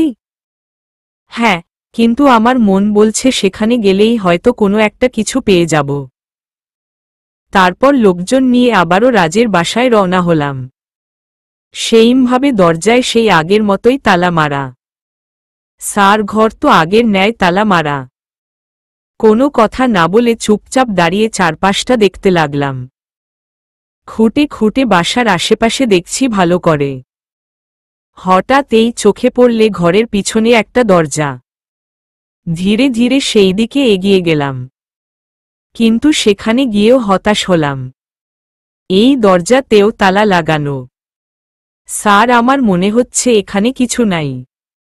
আমাদের চলে যাওয়া উচিত। কিন্তু আমার মন যে বলছে এই বাড়িতেই কোনো রহস্য লুকিয়ে আছে। স্যার দরজায় তালা মারা। তাহলে ভিতরে কিভাবে রহস্য লুকিয়ে থাকবে? আচ্ছা চলো, এখান থেকে যাওয়া উচিত। এখানে হয়তো কোনো কিছু নেই। গার্ডদের নিয়ে চলে আসতে ধরলাম, তখনই আমার শার্টের হাতাটা পাশেই একটা জানালার সাথে খোঁচা লেগে ছিঁড়ে গেল। আর জানালাটা খুলে গেল শার্টের টান খেয়ে। কি ব্যাপার, সারা বাড়িতে তালা লাগানো, কিন্তু জানালাটা খোলা কেন? জানালার সামনে এসে ভিতরের দিকে লক্ষ্য করতেই দেখলাম জানালার কোনো গ্রিল নেই। জানালাটা পুরো একটা দরজার মতন। একটা মানুষ অনায়াসে এখান দিয়ে যাতায়াত করতে পারবে। কোনো কিছু না ভেবে জানালা দিয়ে ভিতরে ঢুকে পড়লাম। গার্ড কয়েকজন আমার সাথে সাথে জানালা দিয়ে ভিতরে প্রবেশ করল। ভিতরে ঢুকে ধীরে ধীরে সামনের দিকে এগিয়ে গেলাম। অনেক কয়টা কক্ষ ভিতরে। সব কয়টায় আস্তে আস্তে দেখতে লাগলাম। হঠাৎ এই দেখি একটা কক্ষের ভিতরে অবনীকে জানালার সাথে বেঁধে রেখেছে। আর পাশের খাটের উপরে একজন নাক ডেকে ডেকে ঘুমাচ্ছে। এটা দেখেই তো সবার চোখজোড়া কপালে উঠে গেল। গার্ড সবাইকে ইশারা করে বললাম, কেউ যেন কোনো সাউন্ড না করে। আর ইশারা করে বলে দিলাম, ওকে খাট সহ এইভাবেই উঠিয়ে নিয়ে ছাদে যেতে। গার্ডরা আকাশের কথা মতন খাট সহকারে তাকে সেইভাবেই ছাদে নিয়ে গিয়ে শুয়ে দেয়। এদিকে আকাশ তো অবনীর অবস্থা দেখে পুরো পাগল হয়ে গেছে। মেয়েটা বেহুশের মতন হয়ে পড়ে আছে খাটের কাছে। অবনী, এই অবনী, দুই একবার ডাক দিতেই অবনী চোখ খুলল। অবনী চোখ খুলে আকাশকে দেখতে পেয়েই ঝাপটে জড়িয়ে ধরে কান্না করে দেয়। আপনি এসেছেন, এই রাজ আমায় জোর করে এখানে এনে বেঁধে রেখেছে। আজ 3 দিন ভালো করে কোনো খানাপিনা দেয়নি। এভাবেই বেঁধে রেখেছে। অবনীর কথা শুনে মেজাজটা পুরো চটে গেল। জানোয়ারের বাচ্চা রাজ, তোকে তো আজ আমি শেষ করে ফেলব। কলিজা, তুমি একদম চিন্তায় করো না। আমি বেটাকে আজ জন্মের শিক্ষা দিয়ে ছাড়ব। অবনীকে কোলে তুলে নিলাম। ওকে কোলে নিয়ে ছাদে চলে গেলাম। ছাদে গিয়ে দেখি রাজকে গার্ডরা নিয়ে এনে ছাদে শুইয়ে রেখেছে। অবনীকে আস্তে করে মাটিতে নামিয়ে দিয়ে সোজা গিয়ে খাটের মধ্যে সজোরে এক লাথি মারলাম। লাথির চোটে রাজ সোজা গিয়ে মাটির উপরে আছড়ে পড়ল। সাথে সাথে তার ঘুম ভেঙে যায়। এই কে কে? তোর জম, এই তোরা বেটাকে দড়ি দিয়ে বাঁধ। আর নিচে গিয়ে দেখ কিচেন রুমে কোনো ছুরি টুরি আছে কিনা। গার্ডরা রাজকে দড়ি দিয়ে বেঁধে ফেলে। তারপর কিচেন রুম থেকে একটা ছুরি এনে আকাশের হাতে দেয়। এবার কই যাবি কুত্তার বাচ্চা? আমার কলিজার দিকে কু নজর দিয়েছিস তুই? তোকে তো আজ কি যে করব। ছুরিটা নিয়ে উল্টো করে দাঁত দিয়ে রাজের মাথায় সজোরে এক বাড়ি মারলাম। রাজ দেখি স্টিল বসে আছে। না, তোকে এভাবে না, কোনো হাত দিয়ে আমার কলিজার গায়ে হাত দিয়েছিস? তুই তাহলে আকাশ। দেখ আকাশ, তুই কিন্তু জানিস না আমি কে। ভালোই ভালোই বলছি, ছেড়ে দে আমাকে। না হয় কিন্তু অবনী আর তোকে সোজা শেষ করে দিব। তুই জানিস না যে আমার ছেলেপেলেরা কতটা ভয়ঙ্কর।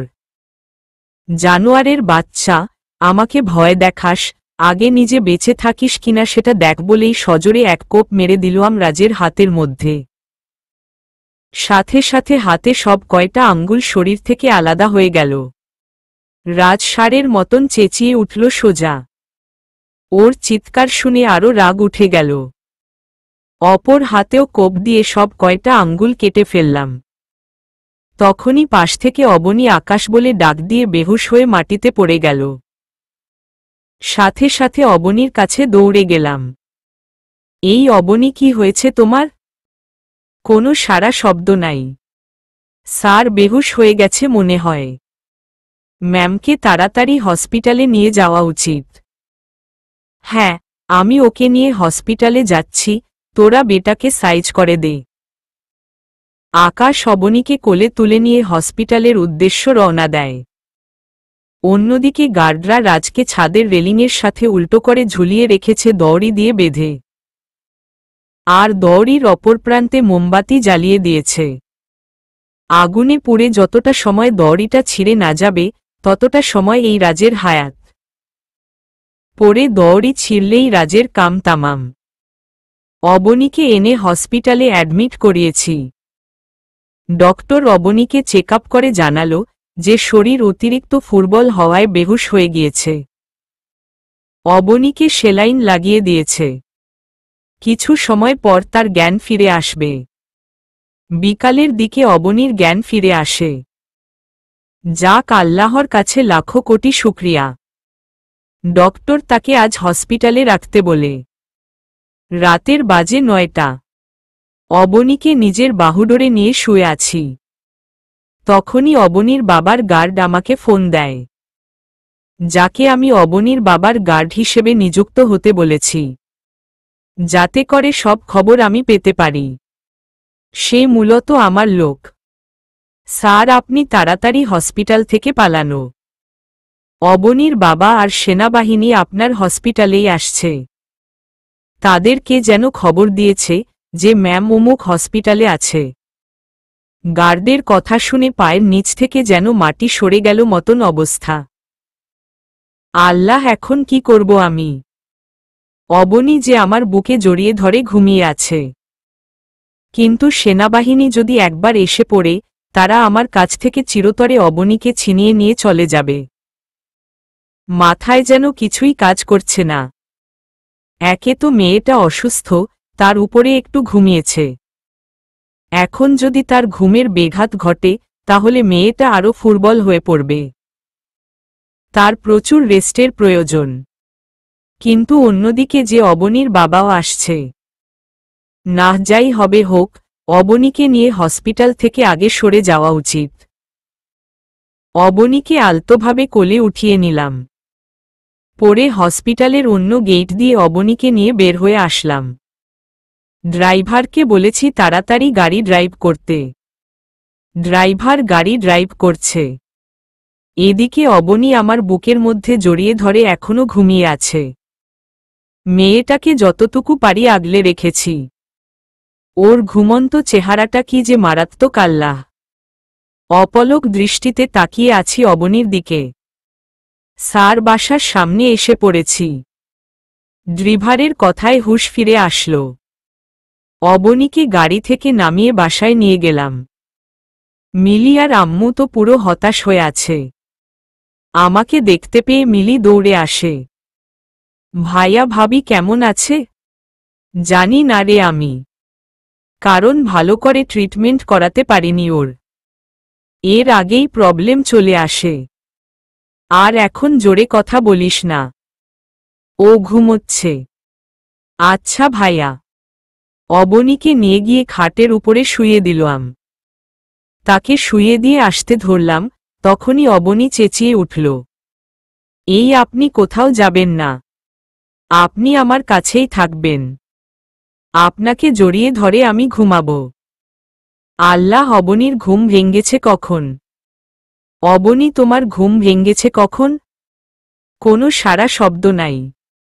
ভালো করে লক্ষ্য করে দেখলাম অবনী ঘুমের ঘোরেই চেঁচিয়েছে। না, ওকে ছেড়ে উঠা যাবে না এখন। আর তাছাড়া সে আমায় হাত দিয়ে জড়িয়ে ধরে রেখেছে। অবনীর এমন কাণ্ড দেখে নিজের কাছেই অবাক লাগে। করতে চেয়েছিলাম কি আর হলোটা কি? অবনীই যেন আমার পৃথিবীর সর্বপ্রথম দুর্বলতা হয়ে দাঁড়িয়েছে। মেয়েটার প্রতি অতিরিক্ত মায়া জমে গেছে। অবনীর থুতনিতে, কপালে অনেক কয়টা চুমু একে দিলাম। অবনীকে জড়িয়ে ধরে শুয়ে আছি। হঠাৎ এই মনে হলো অবনীর শরীরের অবস্থা ভালো না। সাথে সাথে অবনীকে নিজের থেকে ছাড়ি নিয়ে উঠে গেলাম। সে টের পেল না। তারপর ডক্টর সাহেবকে ফোন করে অবনীর শরীরের কন্ডিশন বললাম। আচ্ছা, আমি কিছু মেডিসিন আর একটা ফর্মুলা বলে দিচ্ছি। মেডিসিনগুলো সময় মতন পেশেন্টকে দিবেন, আর নিয়মগুলো ফলো করবেন। আচ্ছা ডক্টর সাহেব। তারপর ফোন রেখে দিলাম। ডক্টর সাহেব বলেছে অবনীকে ফুল বেড রেস্টে দিতে আর ভিটামিন জাতীয় খাবার খাওয়ানোর জন্য বলেছেন। ডক্টরের কথা মতন সমস্ত কিছু ফ্লো করলাম। রাতে অবনীকে ঘুম থেকে তুলে দুধ খাইয়ে দিলাম। পরে আমি কিছু হালকা খাবার খেয়ে ওকে নিয়ে শুয়ে পড়লাম। পরের দিন সকাল বেলায় অবনীর আগে ঘুম ভেঙে যায়। সেই ঘুম থেকে উঠে দেখে মানুষটা তাকে নিজের বুকের মধ্যে নিয়ে রেখেছে। ঘুম থেকে উঠে নিজেকে মানুষটার মুখের মধ্যে দেখতে পেয়ে কি যে খুশি লাগছে তা বলে বুঝাতে পারব না। মানুষটার প্রতি এতটা ফুটবল কিভাবে যে হয়ে গেলাম তা ভেবেই পাই না। যেই মানুষটা আমায় খারাপ পন্থায় নিজের কাছে জিম্মি করে রেখেছে, আমি সেই মানুষটাকেই এতটা ভালোবেসে বসলাম কি করে? নিজের প্রশ্নের উত্তর নিজের কাছেই নেই। তবে এটুকু জানি যে মানুষটাকে আমি জীবনের শেষ নিঃশ্বাস পর্যন্ত চোখের সামনে দেখতে চাই। মরে গেলেও যেন মানুষটার বুকে মাথা রেখে আমি মরতে পারি। মানুষটাকে আবার জড়িয়ে ধরে শুয়ে পড়লাম। অন্যদিকে আকাশের ঘুম ভাঙ্গে সকাল 10টার দিকে।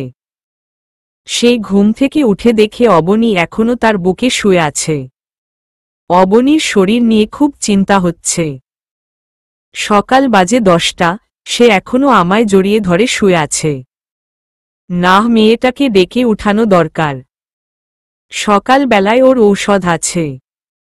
অবনী, এই অবনী, উঠে পড়ো ঘুম থেকে। আমি তো অনেক আগেই উঠে পড়েছি। অবনীর কথা শুনে তাজ্জব বনে গেলাম পুরা। তো তুমি আমাকে ডাকলে না কেন? ইস, কেন ডাকতে যাব আপনাকে? কত সুন্দর করে ঘুমিয়েছিলেন। আপনার ঘুমন্ত চেহারা দেখে খুব লোভ হচ্ছিল, তাই আপনাকে আবার জড়িয়ে ধরে শুয়ে পড়েছি। আরে আমার লক্ষ্মী বউটারে, দেখি একটু আদর করে দেই। অবনীকে টান দিয়ে আরো কাছে নিয়ে আসলাম। তারপর ওর সমস্ত মুখমণ্ডলে চুমু খেয়েছি। সে তো লজ্জায় শেষ। এই যে আমার খুব শরম করে। এভাবে কেউ চুমু খায়? হ্যাঁ, লজ্জা পাওয়ার জায়গায় তো চুমুই খাইছি। তোমার শরীর ভালো না, তাই ঠোঁটে চুমু দেইনি। না হয় তো ঠোঁটে চুমু দিতাম। আর ঠোঁটে চুমু দিল তোমার লজ্জা কোথায় গিয়ে ঠেকত কে জানে। আপনি না খুব শয়তান। শয়তান ছিলাম না, আপনার কারণে হয়ে গেছি। আচ্ছা হয়েছে, এবার উঠে পড়ো ঘুম থেকে।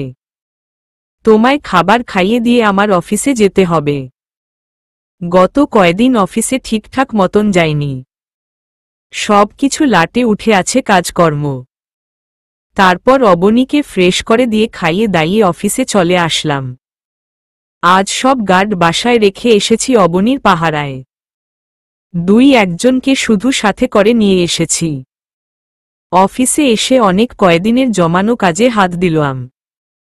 বসে বসে কাজ করছি, আর একটু পর পর ফোন করে অবনীর খোঁজ নিচ্ছি। দুপুরের দিকে কাজকর্ম সব গুছিয়ে রওনা দিলাম বাসার দিকে। হঠাৎ দেখি রাস্তার মাঝে অবনীর বাবা আরও অনেক লোকজন মিলে আমার পথ আটকায়। এই যে মিস্টার, গাড়ি থেকে নামেন। স্যার আপনার সাথে কথা বলবেন। অবনীর বাবার চেলা এসে আমায় গাড়ি থেকে নামতে বলছে। কতবার বুকের পাটা আমার পথ আটকায়। এই যে মিস্টার, আপনার স্যারকে গিয়ে বলেন কোনো কিছু বলার থাকলে আমার সামনে এসে বলতে। আমি গাড়ি থেকে নামব না। আমার কথা শুনে অবনীর বাবার কর্মরত চেলা চলে গেল। স্যার, বেটা তো দাপট দেখাচ্ছে। বেটা বলছে সে নামতে পারবে না, আপনাকে গিয়ে কথা বলতে। কি, সে আমায় তার কাছে যেতে বলে? একে তো অপরাধে করেছে, দ্বিতীয়ত আবার বড় গলায় কথাও বলছে। ওয়েট, ওকে দেখাচ্ছি মজা। অবনীর বাবা তেড়েফুঁড়ে আকাশের সামনে আসে। এই যে মিস্টার, আমার মেয়ে কোথায়? আপনার মেয়ে কোথায় সেটা আমি কি করে বলবো? ন্যাকামো বাদ দাও। গতকাল হসপিটালের ফুটেজ আমি দেখেছি। তুমিই আমার মেয়েকে কোলে করে নিয়ে হসপিটাল থেকে বের হয়েছ। ফালতু কথা বলে নিজের সময় নষ্ট করিয়েন না। আমি আমার বউকে নিয়ে হসপিটাল থেকে বের হয়েছি। সো রাস্তা ছাড়ুন, বাড়ি যাব। বউ ঘরে অপেক্ষার করছে। এই বেটা, তুই আমার মুখের উপরে কথা বলিস? হ্যাঁ, তুই জানিস আমি কে? আমি এই শহরের নামিদামি বিজনেসম্যান আনিসুজ্জামান। সে আপনি যেই হবেন হন, তা দিয়ে আমার কোনো কাজ নেই। আপনি শহরের নামকরা বিজনেসম্যান হতে পারেন, কিন্তু মাথায় রাখবেন, আপনার দাপট সবার উপরে চলবে না। আমিও শহরের নামকরা বিজনেসম্যান। আকাশ মাহমুদের নাম তো শুনেছেন হয়তো। সো নিজের অবস্থান নিয়ে বড়াই করিয়েন না। তুই অনেক বার বেড়েছিস। তুই জানিস না আমি তোর সাথে কি করতে পারি।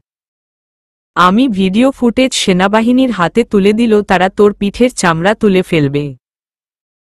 আরে জানতো, যাকে দেখানোর দেখান। আকাশ মাহমুদ এসবে ভয় পায় না। আর দোষ ছাড়া সেনাবাহিনী কারোর কোনো ক্ষতিই করে না। আমিও কোনো দোষ করিনি। আমি আমার স্ত্রীকে কোলে তুলে নিয়ে এনেছি। অন্যায়ের কিছুই করিনি। সো যা পারেন গিয়ে করেন। এই ড্রাইভার, গাড়ি স্টার্ট করো। ড্রাইভার আমার কথা মতন গাড়ি স্টার্ট করল। বাড়াবাড়ির ফলটা কিন্তু ভালো হবে না। আর আমার মেয়েকে তুই কতদিন নিজের কাছে রাখতে পারিস, সেটাই আমি দেখব। ওকে দেখা যাবে। আর হিসাব নিকাশের খাতা আমারটাও অনেক বড়। যেদিন আমি খাতা খুলে হিসাব নিকাশ করতে বসব, সেদিন সব কয়টাকে 3.5 হাত মাটির নিচে পৌঁছে দিব। চললাম। সেখান থেকে চলে আসলাম। বাসায় এসে ফ্রেশ হয়ে অবনীকে খাইয়ে দিলাম। মেজাজটা পুরো বিগড়ে আছে। এই যে, আপনার কি হয়েছে? এতটা রেগে আছেন কেন? না, কিছুই হয়নি। অবনীকে মিথ্যা বললাম, কারণ তার বাবার কথা মনে করিয়ে দিয়ে তার মন খারাপ করতে চাই না। আচ্ছা, আপনাকে একটা কথা বলবো? হ্যাঁ বলো। আমার না বাবা, মায়ের কথা খুব মনে পড়ছে। আমায় কি একটু তাদের সাথে দেখা করতে দিবেন? অবনীর কথা শুনে ভিতরটা কেমন জানি করে উঠল। চুপ করে আছি। কি বলবো অবনীকে, তা খুঁজে পাচ্ছি না। কিছু বলছেন না যে? দেখা করতে পারো, কিন্তু তোমার বাবা যে তোমাকে আমার কাছ থেকে ছিনিয়ে নিয়ে যাবে? আমার বাবা কিছুই করতে পারবে না। আর আপনার ভরসা আছে তো আমার উপরে?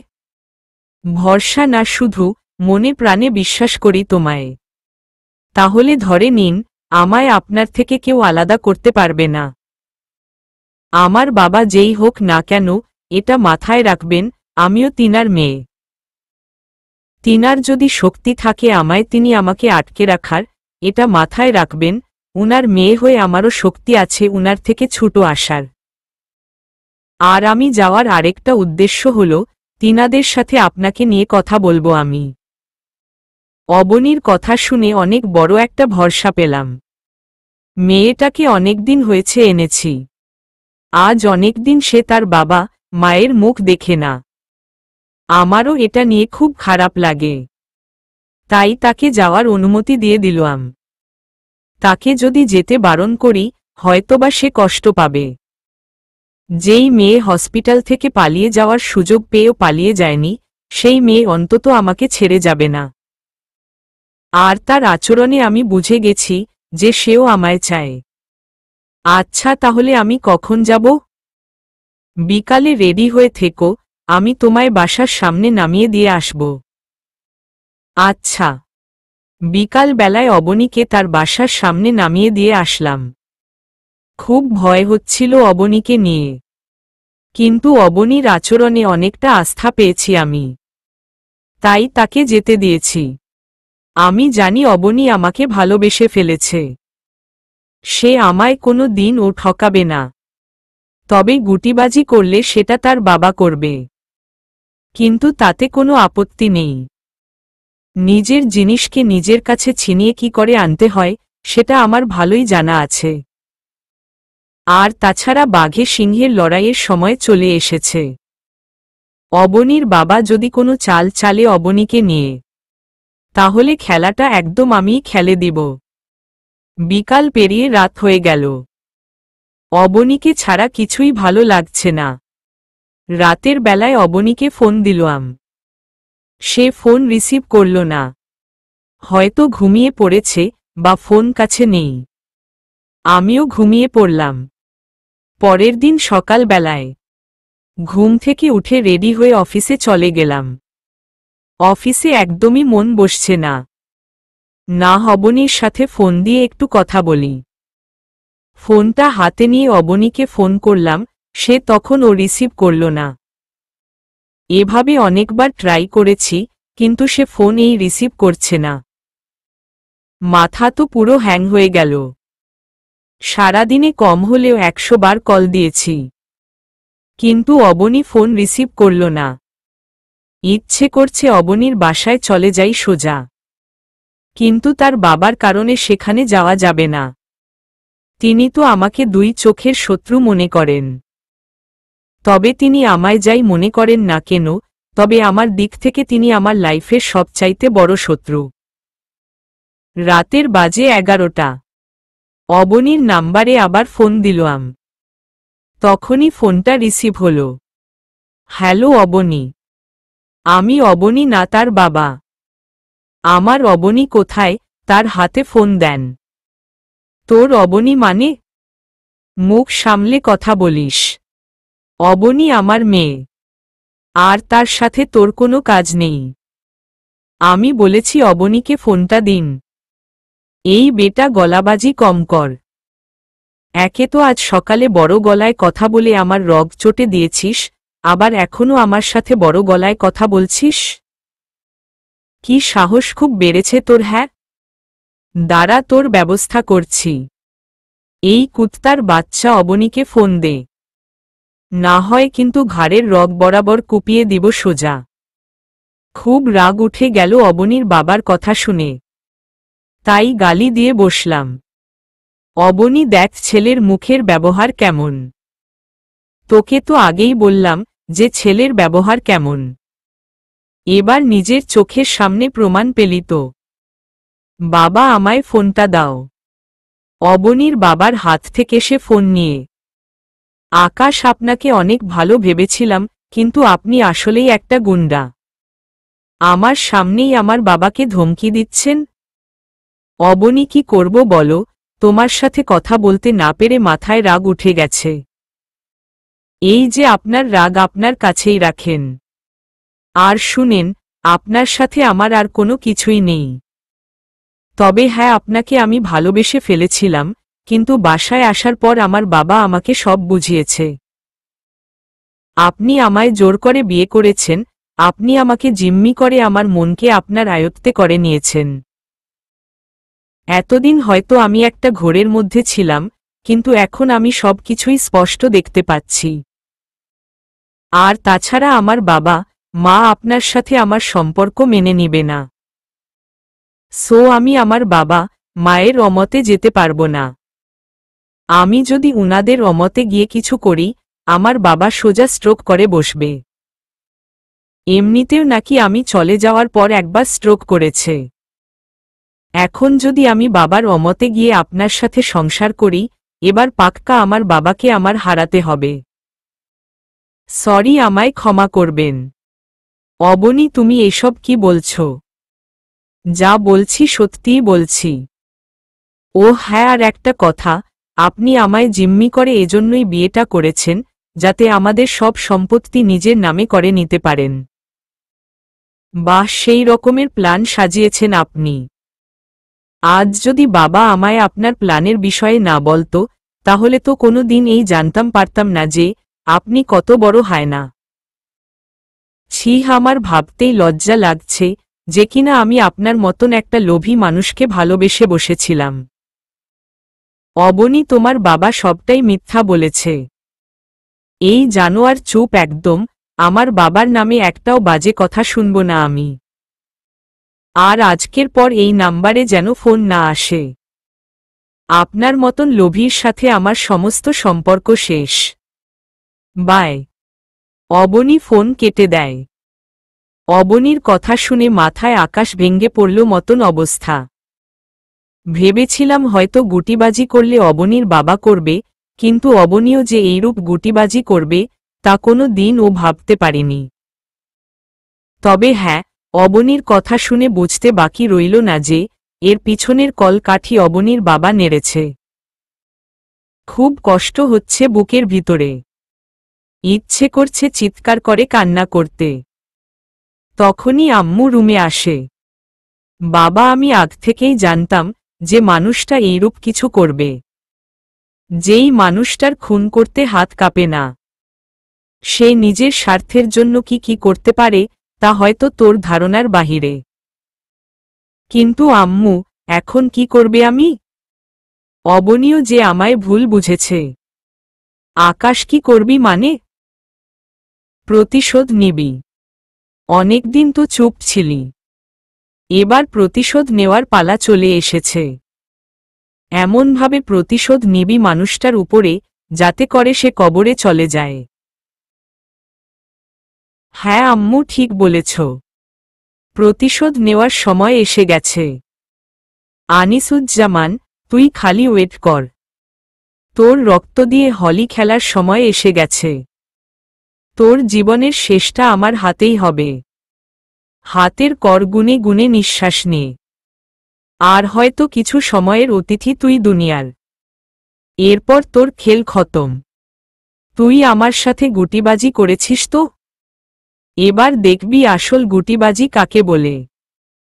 সেদিন এই বুঝতে পারবি অপকর্মের ফল কতটা ভয়ঙ্কর হয়। সময়ের অপেক্ষায় বসে আছি আর ভাবছি কিভাবে অবনীকে তার বাবার কাছ থেকে আমার কাছে নিয়ে আসব। কিন্তু কোনো কিছুই যেন মাথায় খেলছে না, কারণ অবনীর বাসায় অনেক কড়া সিকিউরিটি। তোদের মধ্যে দিয়ে গিয়ে অবনীকে তুলে আনা যাবে না, তবে চাইলে লোকজন দিয়ে সেটা আমি করতে পারি। কিন্তু অতিরিক্ত হাঙ্গামা আমি করব না, কারণ এতে দুই পক্ষের এই হেনস্থতা হবে। তাই ঠান্ডা মাথায় একটা প্ল্যান বানালাম। আমার লোক যে আছে অবনীর বাবার বডিগার্ড, তাকে ফোন দিলাম। তার নাম রফিক। স্যার বলেন, রফিক, আমি কি বলি সেটা মন দিয়ে শোনো। অবনীকে যেদিন ওর বাবা কলেজে পাঠাবে সেদিন তুমি আমায় ইনফর্ম করবে। আচ্ছা স্যার। আরও কি কি করতে হবে সব কিছুই রফিককে শিখিয়ে দিলাম। আজ এক সপ্তাহ ধরে সুযোগের অপেক্ষা করছি, কারণ আমি অবনীর বাসায় কোনো হাঙ্গামা করতে চাই না। 10 দিনের মাথায় রফিক আমাকে ফোন দিল। স্যার, মামকে কলেজে পাঠিয়েছে আজকে। ওকে, বাকিটা আমি দেখছি। তা ঠিক আছে, কিন্তু স্যার ম্যামের সাথে অনেক কয়টা বডিগার্ড নিযুক্ত করে দিয়েছে ম্যামের বাবা। রফিক, তুমি সেটা নিয়ে টেনশন করিও না। তুমি এটা ভালো করেই জানো যে আমি কত বড় খেলোয়াড়। জি স্যার। ওকে, তাহলে এখন রাখছি। আর তোমায় কি বলেছি সেটা মাথায় রেখো। তারপর ফোন রেখে দিলাম। পরে আমিও আমার সমস্ত গার্ড নিয়ে কলেজে চলে গেলাম। অবনীকে আজ তুলে নিয়ে আসব। দেখি ওকে আমার থেকে এবার কে আলাদা করে। কলেজে পৌঁছে অবনীকে তুলে আনতে যাব, তখনই তার বাবার চেলা পেলা আমায় আটকায়। আমি আমার গার্ডদের আগেই বলে দিয়েছি যাতে করে সবাই কোমরের মধ্যে মেশিন গুজে নিয়ে যায়।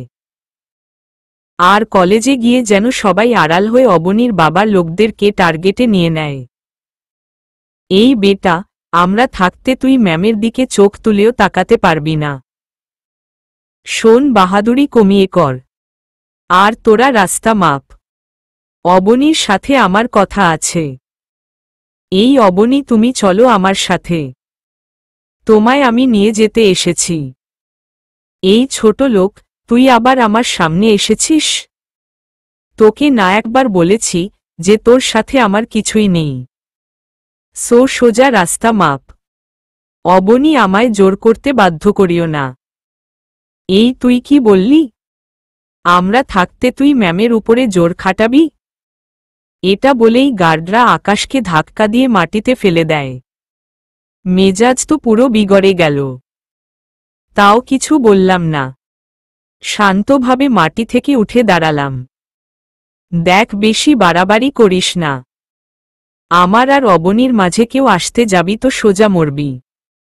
এই তুই আমাদের মারবি? হ্যাঁ, দেখেছিস আমরা কয়টা গার্ড এখানে মৌজুদ আছি, আর তুই একা।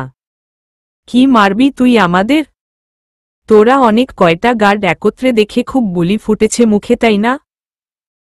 একবার আশেপাশে চোখ পাকিয়ে দেখতো কিছু দেখতে পাস কিনা। অবনীর গার্ডরা আশেপাশে তাকিয়ে দেখে ওদের সব কয়টা গার্ড নিশানায় দাঁড়িয়ে আছে। কিরে, কিছু দেখতে পেলি? গার্ডরা সবাই চুপসে যায়। কই গেল তোদের মুখের সাউন্ড? এবার দেখা বড় গলা। আগেই বলেছিলাম যে বাড়াবাড়ি করিস না। এখন যদি তোদের গার্ড সব কয়টার মাথার খুলি উড়িয়ে ফেলি, তাহলে কে আসবে তোদের বাঁচাতে? স্যার, আমাদের ভুল হয়ে গেছে, আমাদের মাফ করে দেন। মাফ টাফ কোনো কিছু নাই।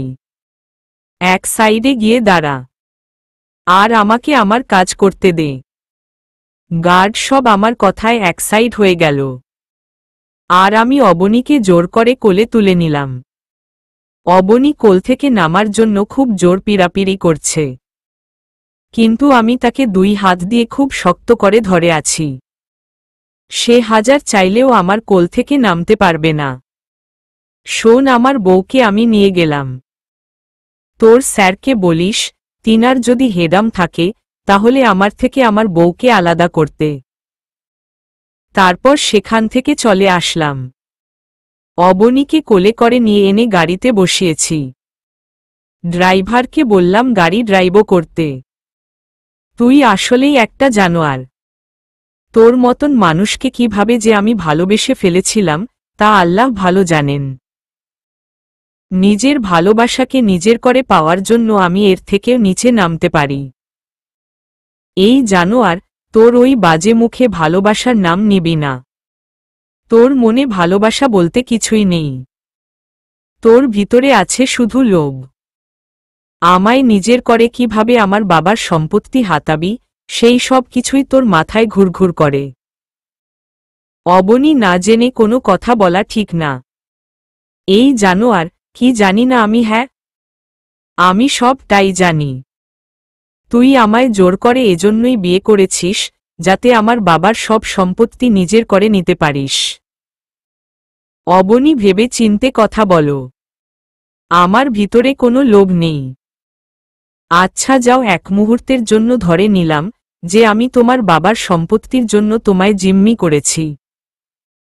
কিন্তু তুমি এটা বলতে পারবে যে যতদিন তুমি আমার সাথে ছিলে সেই সময়ে ভালোবাসার কোনো কমতি তুমি আমার মাঝে দেখেছ? বা কখনো আমার আচরণে এটা মনে হয়েছিল যে আমি তোমার সাথে ধোঁকাবাজি করছি? না, তা মনে হয়নি। তবে পরে বাবার কথা শুনে আমি সবটা ভেবে দেখেছি যে তুই বাবার সম্পত্তির জন্য আমায় জিম্মি করেছিস, আমায় ভালোবেসেছিস। অবনী, এই চিনলে আমাকে? এই একদম ন্যাকামো করবি না। তুই একটা জানোয়ার। তুই আমার সাথে ছলনা করেছিস। তুই যদি সত্যি আমার সাথে ছলনা না করতি তাহলে তোর হাত কোনো দিন আমি ছাড়াতাম না। কারণ তোর ছলনাগুলো আমার কাছে দুনিয়ার শ্রেষ্ঠ ভালোবাসা মনে হয়েছিল। তবে সম্পূর্ণটাই মিথ্যা। সব কিছুই এখন আমার চোখের সামনে ক্লিয়ার। অবনী, তোমায় আর আমার কিছু বলার নেই। তবে অতি শীঘ্রই হয়তো সবটা তুমি জানতে পারবে।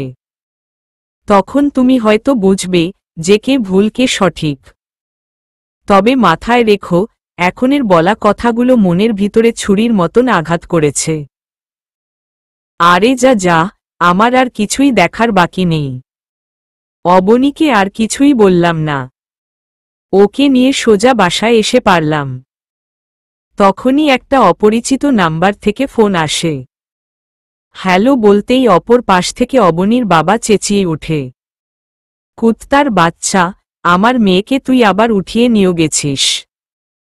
তুই খালি তৈরি থাক, তোর কি হাল করি তুই খালি এবার দেখবি। সেনাবাহিনী নিয়ে আমি তোর বাসায় আসছি। তোর বাপের নাম সহ ভুলিয়ে দিব তোকে।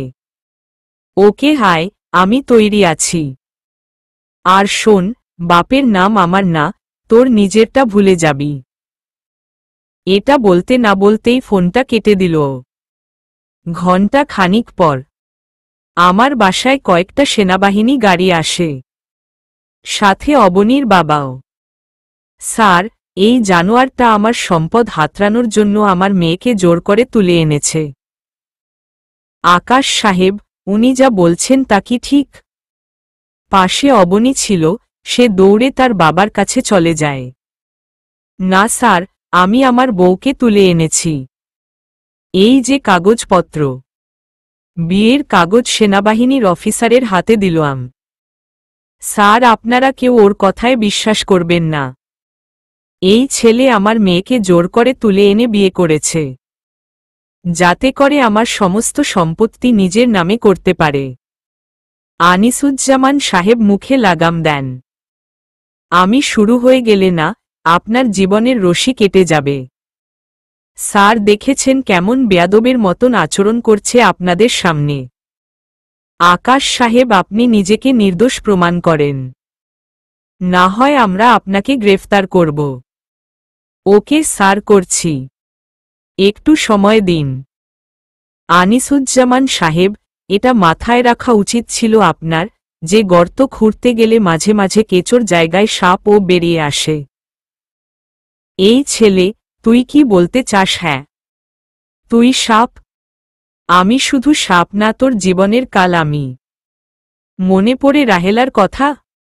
আকাশের মুখে রাহেলার কথা শুনে অবনীর বাবা থতমত খেয়ে যায়। এই কে তুই? আর কোনো রাহেলা? কোনো রাহেলা তোর মনে পড়ছে না? ওকে আমি মনে করিয়ে দিচ্ছি।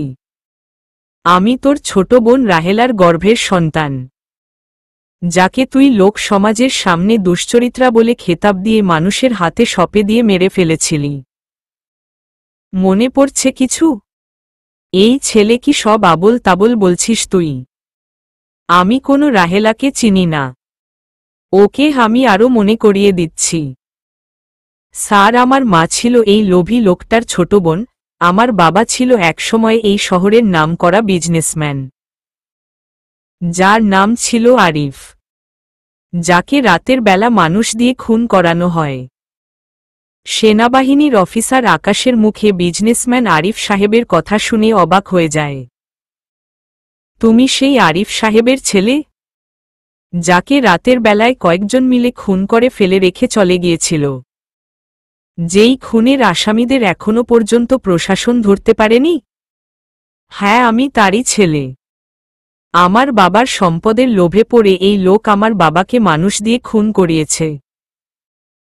শুধু তাই নয়, আমার বাবাকে মারার পর যখন আমার মায়ের জন্য আমার বাবার সম্পত্তি নিজের নামে করতে পারছিল না, তখন আমার মাকে লোক সমাজের সামনে নষ্টা মেয়ে বলে ছেড়ে দেয়। আর লোক সমাজ এই লোকের কথায় সেসব বিশ্বাস করে আমার মাকে পাথর নিক্ষেপ করে মারে। আকাশের মুখে এসব কথা শুনে সবাই হাঁ করে তাকিয়ে আছে আকাশের দিকে। বিশেষ করে অবনী, সে তো যেন আকাশের কথাগুলো নিজের কানকেই বিশ্বাস করাতে পারছে না। স্যার, এই ছেলে সব মিথ্যা বলছে, সব কিছুই আমার নামে বানিয়ে বানিয়ে বলছে, যাতে করে আমার উপরে সব দোষ চাপিয়ে দিতে পারে। স্যার, কে সত্যি আর কে মিথ্যা সেটার প্রমাণ দিচ্ছি। গার্ডকে ফোন করলাম, যে অবনীদের বাসায় আমার কথায় কাজ নিয়েছিল। রফিক ভাই, তোমাকে যার কথা বলেছিলাম, তুমি তাকে নিয়ে একটু আমার বাসায় জলদি আসো। 30 মিনিটের মধ্যে রফিক সেই মানুষটাকে নিয়ে আমার বাসায় হাজার। সেই মানুষটাকে দেখে সবাই হ্যাঁ ভূত দেখার মতন চমকে আছে। অবনী আর তার বাবার তো হুঁশ উড়ে গেছে। মানুষটা আর কেউ না, অবনীর মা। খালাম্মা, আজ আপনাকে একটা কথা বলি। আপনি যদি সারা জীবন কোনো আসামিকে বাঁচিয়ে তার সাথে সংসার করতে চান, তাহলে কিন্তু সমানভাবে দোষী আপনিও। আর একটা কথা মাথায় রাখবেন, আপনার গর্ভেও সন্তান হয়েছে। আপনি কোনো এক সন্তানের মা। আমিও আপনার ছেলের মতন। আজ যদি আপনার ছেলের উপরে কেউ অত্যাচার করে, তাহলে আপনি কি প্রতিবাদ করবেন না? অন্যায়কে সাপোর্ট করবেন? অবনীর মা থরথর করে কাঁপতে শুরু করে। তিনার মুখ দিয়ে যেন কোনো কথাই বের হচ্ছে না। তিনি একবার আকাশের দিকে তাকাচ্ছেন, আরেকবার তিনার হাসবেন্ডের দিকে। এই যে ম্যাম, আপনার কিছু বলার থাকলে আপনি আমাদের নির্ভয়ে বলুন। অবনীর মা তাও চুপ করে আছেন। আন্টি, আপনার কাছে হাত জোড় করছি, আমি আপনার পেটের সন্তান হলেও কি আপনি এভাবে চুপ করে থাকতেন? আন্টি, আপনি আজ যদি মুখ না খুলেন, তাহলে কোনো দিন আমি আর ন্যায় বিচার পাব না। তবে মাথায় রাখবেন, খোদার দোয়ারে আপনি কোনো দিন মাফ পাবেন না অন্যায়ের পক্ষ নিয়ে। হ্যাঁ স্যার, আমার অনেক কিছু বলার আছে। আমার স্বামী সম্পদের জন্য আকাশের মা বাবাকে খুন করে। শুধু খুন না, নির্যাতন করে মারে তাদের। আমি এতদিন কাউকেই কিছু বলতে পারিনি, কারণ স্বামীর মন খুশি করতে পারলে জান্নাত মিলে। আমি তাই চুপ ছিলাম। কিন্তু আজ আকাশ আমায় সেই খোদার নাম নিয়ে কিছু বলেছে। আজ যদি আমি মুখ না খুলি, তাহলে দুনিয়ার সবচাইতে নিকৃষ্টতর ব্যক্তিটা আমি হব। আর এই নিকৃষ্টতার জন্য খোদা আমায় কোনোটাও মাফ করবে না। অবনীর মায়ের জবানবন্দি শুনে উপস্থিত যারা ছিল, তাদের সবার চোখ যেন কপালে উঠে গেছে।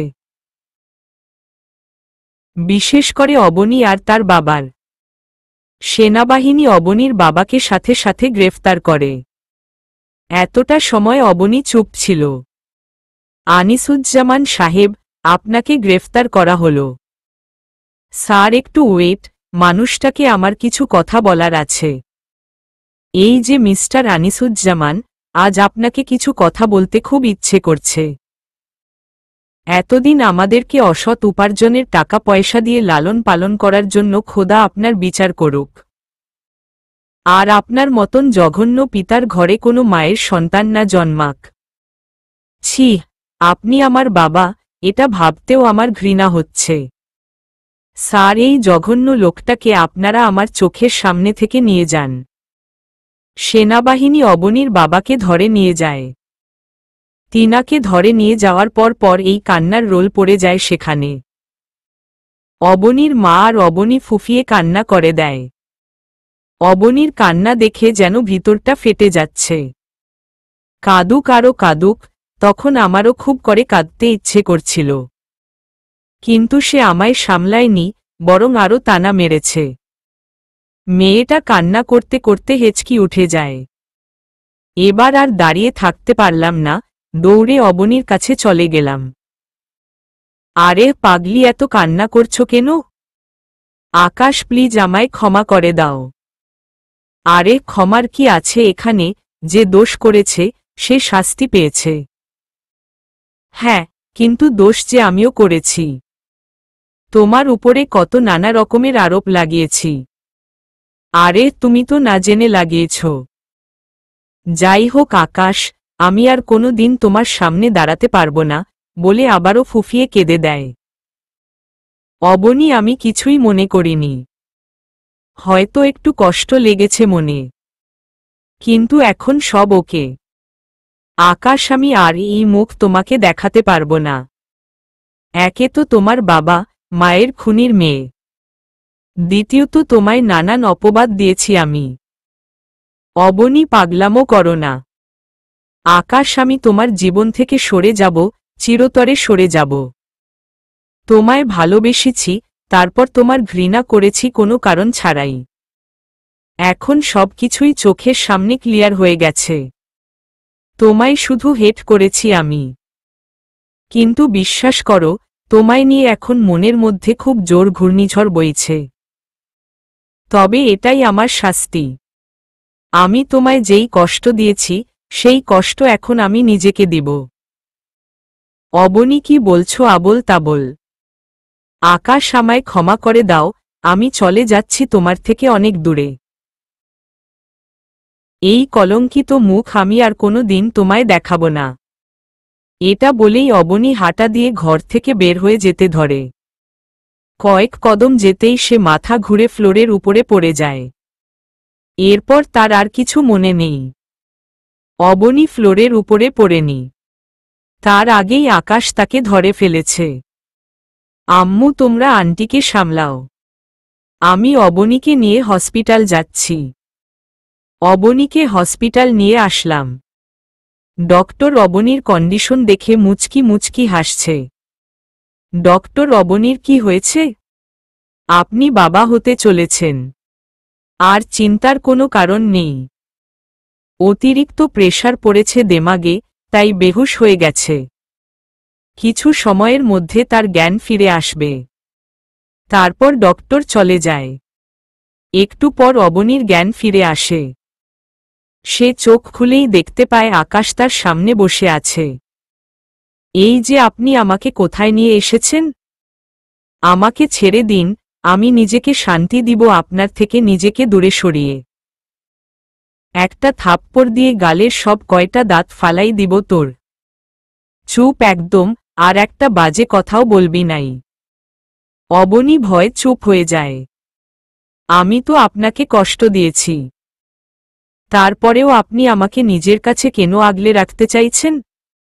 কারণ তুমি আর এখন একা নও, তোমার পেটে আমাদের বাবু রয়েছে।